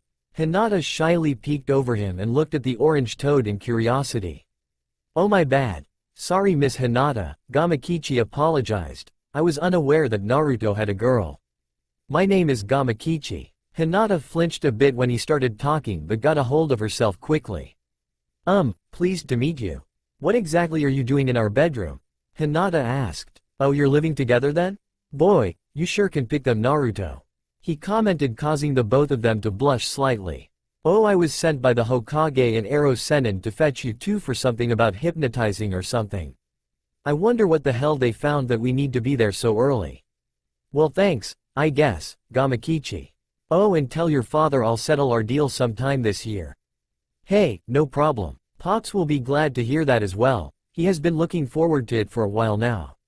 With that, the small toad vanished in a cloud of smoke. "And I was sleeping so well," Naruto whined. Rolling over to look into Hinata's eyes, he smiled. "I could really get used to waking up and seeing your face."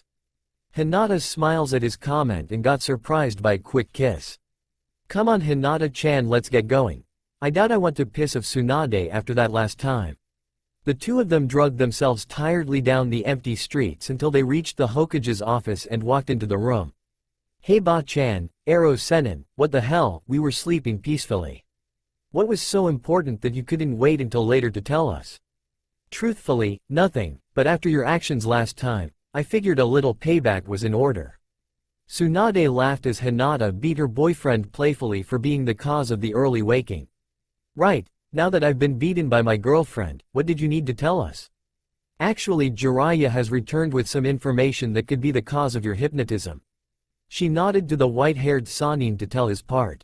Well, brat, when I was spying on the happenings at the Sound Village, while you were training and then went missing, Orochimaru was trying to conjure up a being from a different dimension, or something, for his next body since Sasuke hasn't unlocked the next level of the Sharingan and he was unsure if he could unlock it on his own if he did switch bodies. Anyways, the being he called forth was too powerful for him to subdue by himself, so with Kabuto's help they wrangled it enough to attempt the jutsu, but it was much stronger than he thought and absorbed some of the snake bastard's thoughts. Doesn't remove the thoughts or memories. Apparently when it takes thoughts it leaves behind a form of hypnosis blocking some memories and leaving the perception of your greatest fear. We have no idea what this being is after, but it might be acting out some of Orochimaru's plans. Great, well at least I should have another 3 years to get Sasuke since he wasted his attempt on the creature, right? Naruto asked while Tsunade decided to field this question. That should be correct, Naruto, but we should all be on guard. Even the Akatsuki have gone into hiding with this being on the loose. We don't know how powerful this thing is or what it wants, but to scare Akatsuki, it must be something.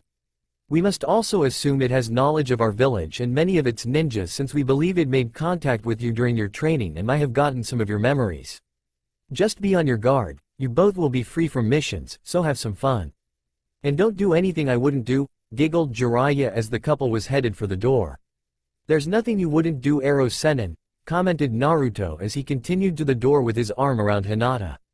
We'll be careful, Ba-chan, later. Tossing his hand up in a small wave he pulled Hinata carefully out the door. Naruto decided they should go to the park and watch the sun rise for a change of scenery. When they got to the park, they sat on one of the benches and settled in comfortably. Hinata cuddled close as he draped his arm across her shoulder to wait for the sunrise. But the sun never came for them, since they were asleep moments after sitting. 3 hours later they were still sitting on the bench but were finally stirring from their sleep. Still not quite awake yet, they wiggled a little closer to each other with Naruto kissing the top of her head. Kawaii!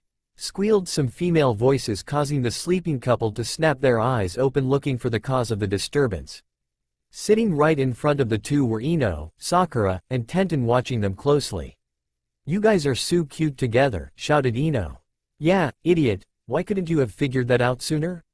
Sakura shouted, while Tenten just kindly smiled. So how long have you guys been sitting there? Asked the blushing Hyuga. Well, it has been about an hour now. You guys mumble some of the cutest things while you sleep, informed Ino. But now it is time for what we came looking for, said Tenten as she closed in on Naruto, stopping about 3 inches from his face. We need to borrow Hinata for about half of the day. Do you think you can handle being without her until then? Naruto nervously scratched the back of his head since he felt he was much too close to this kunoichi and ducked away from her. I guess I'll survive. Giving Hinata a quick kiss he squeezed her in a hug. Have fun, Hinata-chan. I'll take you on that proper date we were talking about after you get back tonight. I would like that, she replied happily before she was drugged off by the other 3 kunoichi. Well now, what should I do until Hinata-chan gets back? Naruto pondered to himself out loud. Hearing a rustle of leaves he turned and was face to face with a masked Jonin. How about go train? I believe you may be the only one that can possibly do what the Yondaime had planned for the Rasengan. Kakashi told the blonde. Yep, I just have to throw that in here, cliché I know, but he's going to need that extra power. Huh? What do you mean, Kakashi-sensei? I thought I mastered the Rasengan. Ah, but only the first 3 steps of it. There are more steps that even I couldn't do. Kakashi concentrates chakra to his right hand and forms the swirling ball perfectly. You see, Naruto, the Rasengan is the absolute in form manipulation, but it was intended to take on nature manipulation as well, but no one has been able to take it that far, so I will make sure you do it. Wow, cool. A technique even the Yondaime Hokage couldn't do. That will definitely help in my plan to surpass all the Hokages. That it may, but it will be hard on your body because we will be training the equivalent to maybe 3 years in a day. Naruto's eyes went wide. Really, how? Simply by using Kage Bushin. Have you seen how you gain their knowledge once they are dispelled? Surprisingly he saw a nod in affirmation. That surprises me actually. I guess the years away have matured you a bit.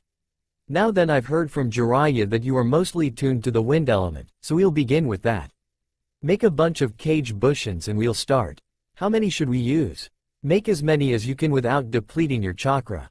Maybe we should move to a larger area then, this park seems small.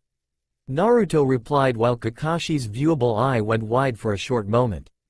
How many can he make if this area is too small, wondered Kakashi before he took off, putting forth much effort hoping to show up his newly returned student by his speed. He was slightly amused when he saw no one following him, but nearly fell when he saw the reason. He was running next to him without even using much chakra, so he couldn't sense him. What has he done to himself? This isn't natural. He'll be faster than Sensei at this rate. They got to the clearing in record time. The place was a large empty grassy field with trees lining one edge and openness on the other. This should do, Kakashi announced, jumping to the ground. Without a word said, Naruto jumped to the center of the field and took off his coat.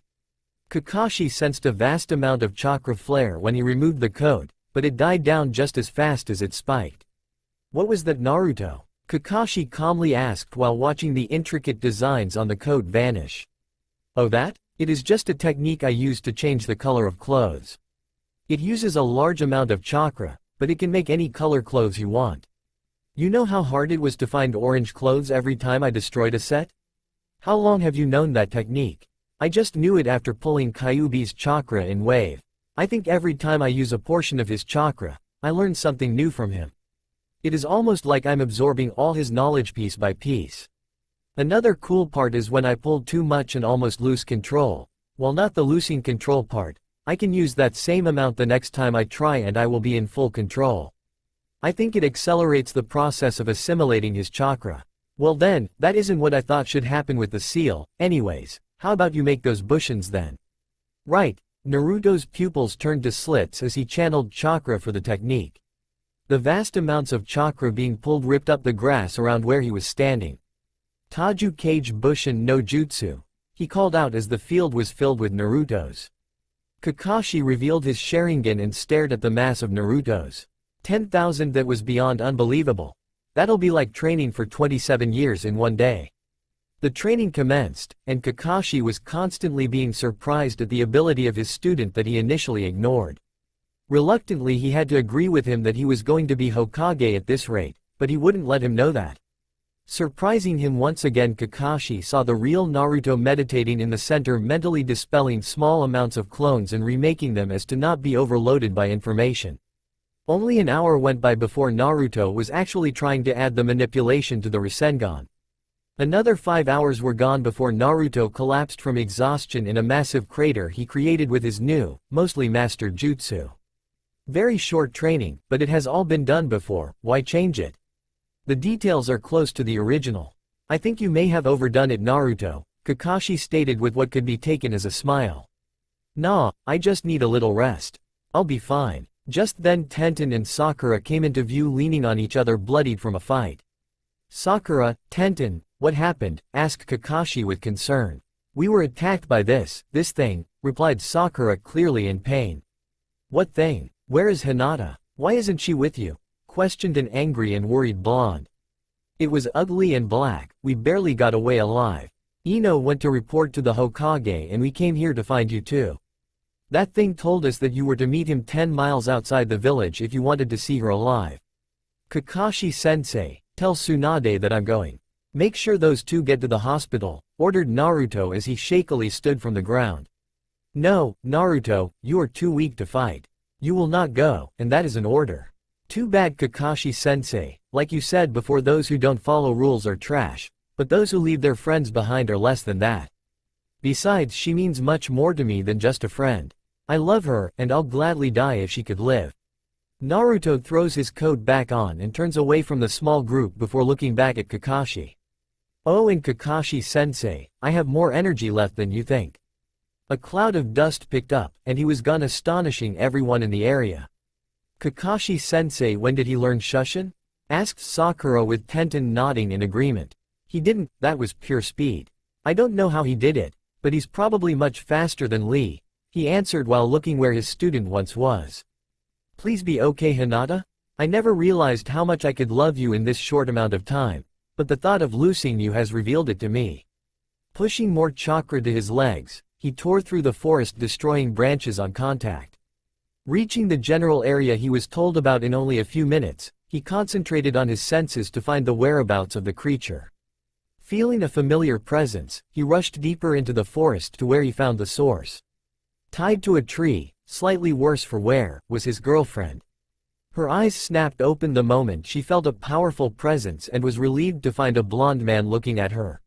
"Naruto-kun," she screamed out until she came back to the realization of the situation. "Please, you must run. Leave me here, he is much too powerful," she cried out, trying to get him to go. "I'm sorry, I cannot run. If I run, this creature could destroy the village. I will protect everyone, especially you," he shouted, getting the attention of the creature from a distance. Sensing the approach, Naruto flung shuriken, cutting the ropes holding Hinata to the tree just as the creature arrived. "Ah, here is my opponent. I've been looking for you, but the last time I found you, you were too weak and I didn't know exactly what you held was the one I wanted. Now I see I must have missed something in your mind, stopping me from sensing the fox," came the almost demonic voice from the creature. Naruto inspected his opponent, and a strange one at that. It was nearly 8 feet tall and mostly looked like a man, but had a head like a bull, minotaur, covered in dark skin, sporting only dark cutoff shorts. "Whoa, hey ugly, who are you then?" asked a disgusted blonde shinobi as he motioned for Hinata to escape, which she refused. "You can call me Entai, or if you prefer, your executioner." Naruto suddenly shivered unknowingly when he heard the name until a second voice went through his head. "Run, kid. He was the reason I came to this dimension 3,000 years ago. He is an ancient fox hunter. Now run," said the Kyuubi. "Please note that kitsunes are supposed to gain a tail for each 1,000 years they live, which would make him about a 6-tailed fox, so he wasn't ultimate yet." "Bite me, fox, I won't run," he replied in his head, only to get rants and swears from the demon. "So Entai-chan, I hear you chase foxes, that explains coming after me, but why her? You are stupid, aren't you? You have wanted to pursue her for many years. I saw it when I read your memories a year ago, so don't try to trick me. I used her to get you out in the open," the beast informed him as he took out a double-edged battle axe from who knows where. "No more talking now, your life ends today." Naruto was barely able to sidestep the large blade in order to save his arm. Throwing his coat off, he fell into a battle stance and readied to fight the beast. Dodging another downward chop, the blonde countered with a chakra-powered kick to the minotaur, only to have it blocked effortlessly just by tilting his head to block the kick with his horn. Naruto limped away after his kick, feeling like he just kicked a pillar of steel and nearly broke his foot. Entai just laughed and threw a flurry of swipes with his axe towards his opponent like he was just playing with him.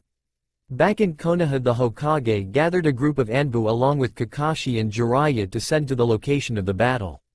Tsunade gave them their mission objectives quickly and nearly pushed them out the door towards their destination.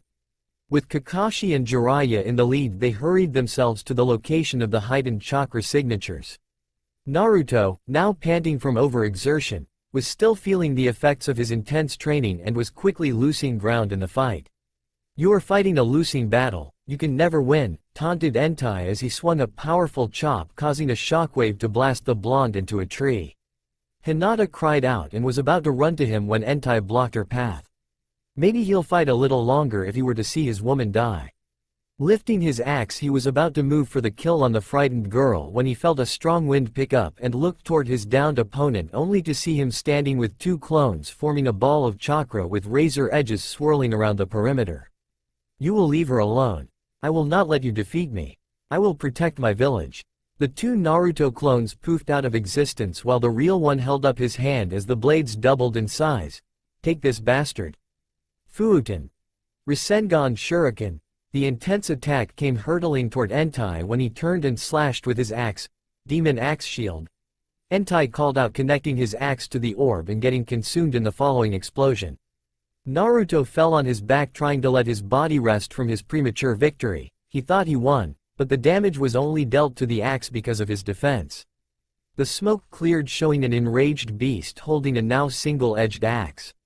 "You little shit. I haven't ever scratched my axe fighting demons, and you nearly destroy my weapon. I was going easy on you, now you will feel my wrath." Entai slashed with his axe trying to slice the blonde in two when he was met with a powerful defense coming from the small Hyuga that was now standing between the two opponents holding her personally created technique under the heavy slash. I won't allow you to hurt my Naruto-kun. I will die before that happens. That was precisely what I was thinking, grinned Entai evilly. Demon axe slash. The stopped axe was now glowing as a blast of chakra sliced though her defense cutting her diagonally as she was thrown through the air from the brutal attack. Naruto woke from his unconsciousness just to see the slash hit his girlfriend sending blood showering down on him as she landed next to where he lay. Naruto, forgetting his exhaustion, rushed to her and held her still body in his arms. Oh God no, Hinata. Please no, no, no, no. Be alive please, he pleaded hugging her lightly as to not hurt her. A small smile graced his face when he saw her eyes open looking into his. Naruto-kun, I'm sorry I couldn't help more. Don't let my death be in vain, just live your life and protect the village you love. She said quietly while coughing up blood. No, Hinata, you can't die. The village means nothing to me without you in it. Please you can't leave me, we never got married, we never got to really know each other. Just live through this and we'll get married right away, I just can't lose you, I love you too much. Please, Naruto-kun I love you as well, but we both know I can't survive these wounds, they're way too deep. I would love nothing more than to marry you, but I'm going to die and we can't change that, coughs up more blood. No, I can't accept that, you can't die, I won't allow it. Just say you'll marry me when we get through this. Hinata was slipping from consciousness until Naruto lightly slapped her cheek waking her up again. Hinata, please answer me, will you marry me? Why yes, coughing more blood and started choking on the thick fluid as it ran down her face. I will Naruto. She fell limp in his arms as the massive wound stopped flowing blood signifying her heart stopped. Naruto cradled her lifeless body and rocked it back and forth all the while crying like he has never done before in his entire life. All the pain and suffering of the years from being ridiculed and injured from the villagers felt like a small paper cut to the pain he was enduring now. He never knew that this was the feeling he was trying to protect people from, the pain of losing a truly precious person. Looks like your little bitch died, now what will you do? Taunted Entai followed by an evil chuckle. Naruto set the dead body on the ground gingerly as his body started to glow. Kakashi-san, Jiraiya-sama, do you feel that chakra? It's sickeningly powerful, I'm getting nauseous just feeling it. Yes I feel it as well. That is the power of the Kyuubi, but it seems strange, like it is insanely more powerful than when we fought it before. You are right Kakashi, it is more powerful than the Kyuubi, it is Naruto. We have to move quickly, he has never been this emotional before, you can almost feel his sadness and rage. He has displayed some power like this during training and I nearly died stopping him, but it felt like nothing compared to this.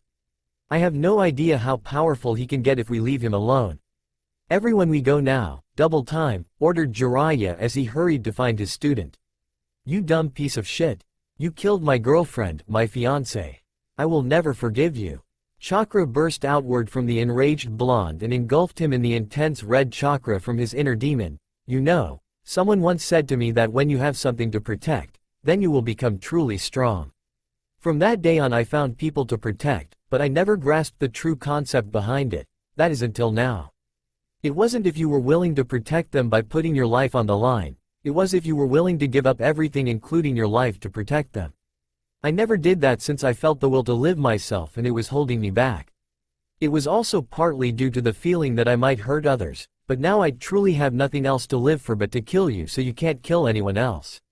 Naruto's red aura never formed into anything resembling a fox like he previously experienced, instead it was joined as his blue chakras surged out to join it. You have killed my greatest love, and now you will never hurt anyone again. The chakras surrounding Naruto condensed around him until it formed into crackling lightning bolts of red and blue chakra fighting and jumping across and throughout his body.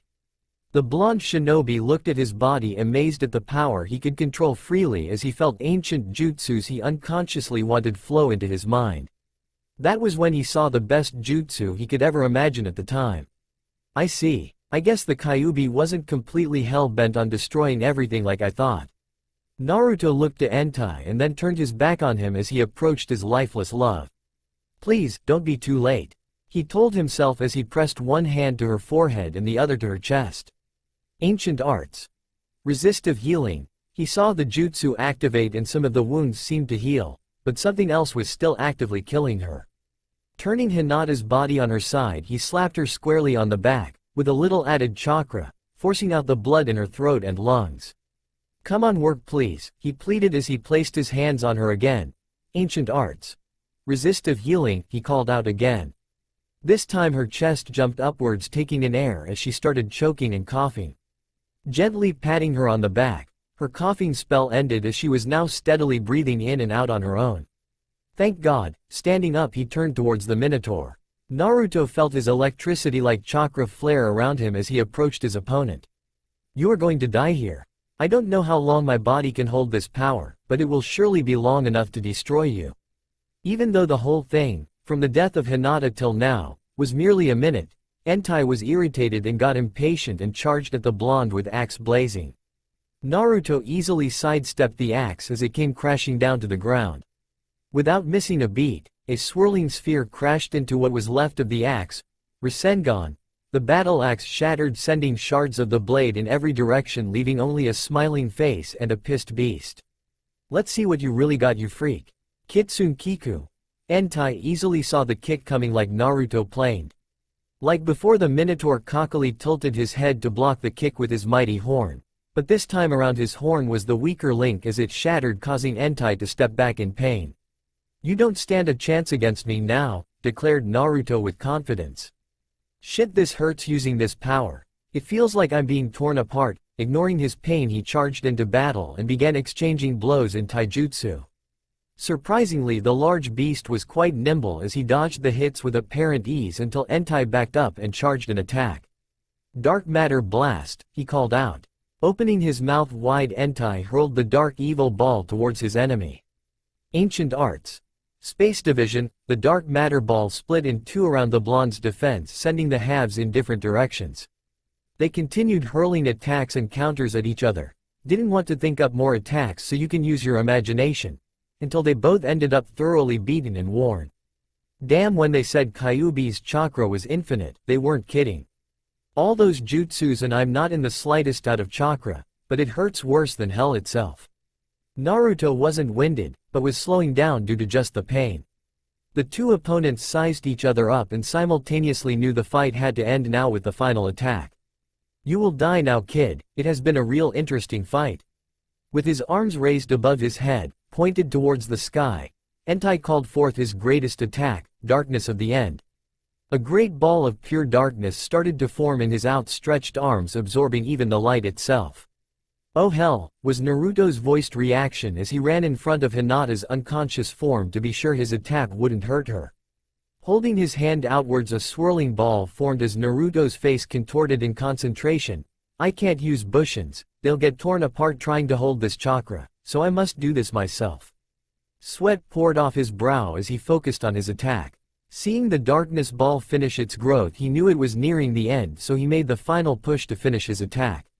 "You're finished," Naruto announced, barely finishing his attack just as Entai's was thrown.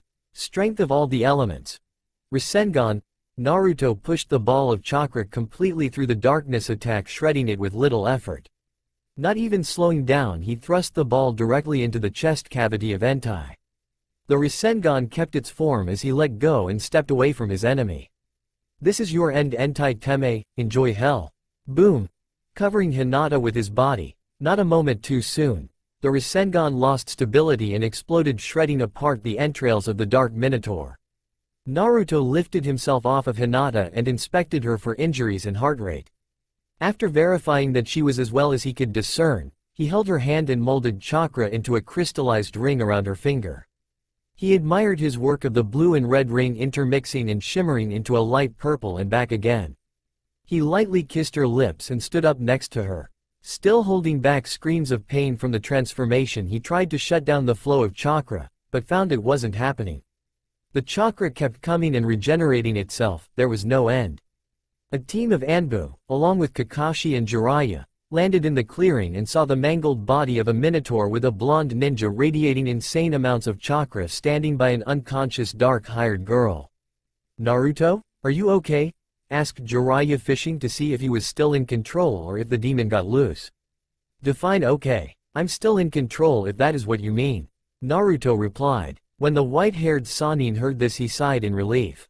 That is good to hear. You can stand down now. I can't, came the pained reply that just irritated Kakashi. Naruto, you have already disobeyed my order earlier. You will comply with this one or we are required to attack. Damn it, Kakashi, Jiraiya. It isn't that I won't, it's I can't. Jiraiya was taken aback by the use of his actual name and stared at his student, realizing this was serious. What do you mean? Asked Kakashi. I can't stop it. Whenever I try to stop the chakra flow, it somehow diverts and keeps feeding my system anyways. I'm getting chakra overload and it's tearing me apart inside. The pain is unbearable. I need you guys to take care of Hinata. She has already died on me once. If she goes again, I'll haunt you for eternity. Naruto turned to leave after his explanation. Wait, where are you going? Asked Jiraiya. I need to get somewhere safe. I have to release an infinite amount of chakra and I think it might hurt really bad. Hopefully I will return, but I can't guarantee it. An intense light flashed and he was gone. Can you believe his power? It is unbelievable, remarked one of the Anbu. Suddenly Tsunade appeared just as the horizon grew red. A loud rumbling was heard in the distance. The rumble grew louder and louder until it was almost deafening. An intense wind picked up as branches and leaves were torn from the trees. Jiraiya rushed forward and grabbed Hinata, protecting her from the damaging debris that was whipping around them. The wind and rumbling finally died down and all the present ninja revived from the intense wind, trying to get their bearings again. Jiraiya, get off that girl! Screamed Tsunade as she ready to punch for his perverted antics. Sorry, just protecting, hurt, help. Jiraiya fell to the ground with branches and debris sticking out of his back from protecting his charge. Tsunade quickly ran to him and pulled out the intruding objects and healed his wounds. After he was mostly healed, she moved to Hinata and healed what injuries she had as well. Alright, someone talk. What is going on here? Ordered the blonde Hokage, looking at each ninja for an answer. Naruto defeated the intruder but was unable to control his chakra without injury and had to release all of it to keep from being shredded. Most likely that was the cause for that shockwave. Answered the silver-haired Jonin. That could be really bad then, but did he tell you anything about Hinata? She had internal bleeding but no injuries. Before Naruto left, he said she had died once and threatened Jiraiya's life if anything happened to her again. Tsunade felt a huge headache heading her way. Why did all her headaches pertain to the blonde genin? I see, let's go and see if he is still alive. Tsunade left one Anbu member with Hinata and took the rest with her, including Jiraiya since he was able to walk again. The group leapt up onto the closest tree for a vantage point so they could search for his location. What they found was something a mostly blind person could track. Trees were flattened in a 5-mile radius around the epicenter where there was only a crater with no sign of the blue-eyed blonde. Kakashi, take the Anbu squad and continue the search for Naruto. I'll return with Hinata to Konoha, since she could use a stay in the hospital. Tsunade, with Jiraiya, took Hinata to the hospital and then proceeded to form a specialized team of trackers to find and locate their missing shinobi. 3 days later, the Konoha hospital was its usual quiet with the occasional voices drifting into the hallways from visitors. Although the hospital rooms normally had a lifeless and sterile feel to them, one was quite the contrary. This small room contained many flowers of all different varieties surrounding the area where the small frame of a girl was laying, still not yet awake from her ordeal. Her dark midnight blue hair cascaded down the hospital pillow, accentuating her pale skin. Her eyelids just started to flutter as she opened them, revealing her silvery lavender pupil-less eyes. Am I dead? Where am I? She asked with a quiet, shaky voice. She turned her head to see a group kunoichi come running to her bedside. Thank God, Hinata, you're awake, Sakura stated with a sigh of relief. Yeah, you wouldn't believe how worried we were for you, commented Tenten. Ino, being her usual intruding self, decided to ask the question they all wanted to know. So, Hinata, where did you get that beautiful thing on your finger? It won't come off your hand and it's so unique. Huh? Hinata looked at her hand and stared deeply into the weird object. The blue and red colors were actively fighting for dominance of the object as they swirled about, occasionally turning light purple and then switching sides. Hinata, hey, snapping her out of her staring daze, Ino continued her talking. We were mesmerized by it as well, it just never stays the same. So where did you get it? I don't know, I jumped in front of an axe slash to save Naruto-kun. Then Hinata blushed as she started to remember the conversation. I said yes, but then I think I died. Hinata started to break down a bit, remembering her senses as her life faded. There was so much blood, it was coming from everywhere, and everything was red. The last thing I could remember was the feeling of drowning in my own blood. It was horrible. How am I even alive? Where's Naruto-kun? Hinata was now hysterically crying and thrashing about trying to find her love, while the three kunoichi restrained her and tried to calm her. Sakura and Ino were holding her to the bed while Tenten was trying her best to soothe her enough so she would calm down. Just calm down, Hinata. You can't get answers while you're thrashing around like that, just calm down. Hinata finally gave in and went limp in the bed, no longer trying to resist. That's good. Now what did you say yes to? You were blushing but never told us. Well, I think this ring is an engagement ring, that is what I said yes to. But how am I alive? And where's Naruto? The kunoichis were too caught up dreading the last two questions to squeal in delight for the first part. We don't have the answers to either of those. You were mostly healed by the time Tsunade-sama got to you. And we haven't found Naruto yet after killing that beast and that huge explosion. Explained the pink-haired kunoichi. What explosion? Hinata asked with concern all over her face. An explosion caused by Naruto trying to release enough chakra to keep his body from shredding under the stress. Everyone turned to where the voice came from to see the busty Hokage walking towards them. Naruto had way too much chakra coursing through him and he couldn't stop it, it just kept growing. He ran to a safe distance to release the chakra away from people, hopefully restoring the chakra balance. The release left almost 80 square miles of destroyed trees and a massive crater where he was supposed to be standing when it happened. Tsunade came to the bedside and held Hinata's hand as tears formed in the usually collected eyes of the Hokage. I'm sorry, Hinata. We've searched for 3 days now and have found no trace of him. I have listed him as an unconfirmed death. I was just trying to be optimistic, but even I can't deny that he most likely gone. Hinata was crying. The others joined her as well just from seeing the grief on the Hyuga's face. Tsunade-sama, Ino voiced, how powerful was he? From what I saw there was probably no limit to his power. When I last saw him, or more accurately felt his chakra, the chakra he was radiating was probably twice that of what this entire village could generate with all of the ninjas collectively. The worst was the chakra he released in the explosion was greater than we felt while fighting the Kyuubi. That is why we don't think he survived. You're wrong, simply stated the sniffling patient. What happens to anything formed of chakra when the creator dies? That's easy, Hinata, piped up Sakura in her know-it-all voice. Anything created of chakra disappears when the person that created it dies. Exactly, that is why he is still alive. My ring is made of his chakra, I can feel it. I think that is why he gave me this ring, so I could have peace of mind that he was still alive, especially for if he had to leave on a mission. But there are 2 colors in the ring, no one has 2 chakras, Ino commented with Tenten agreeing.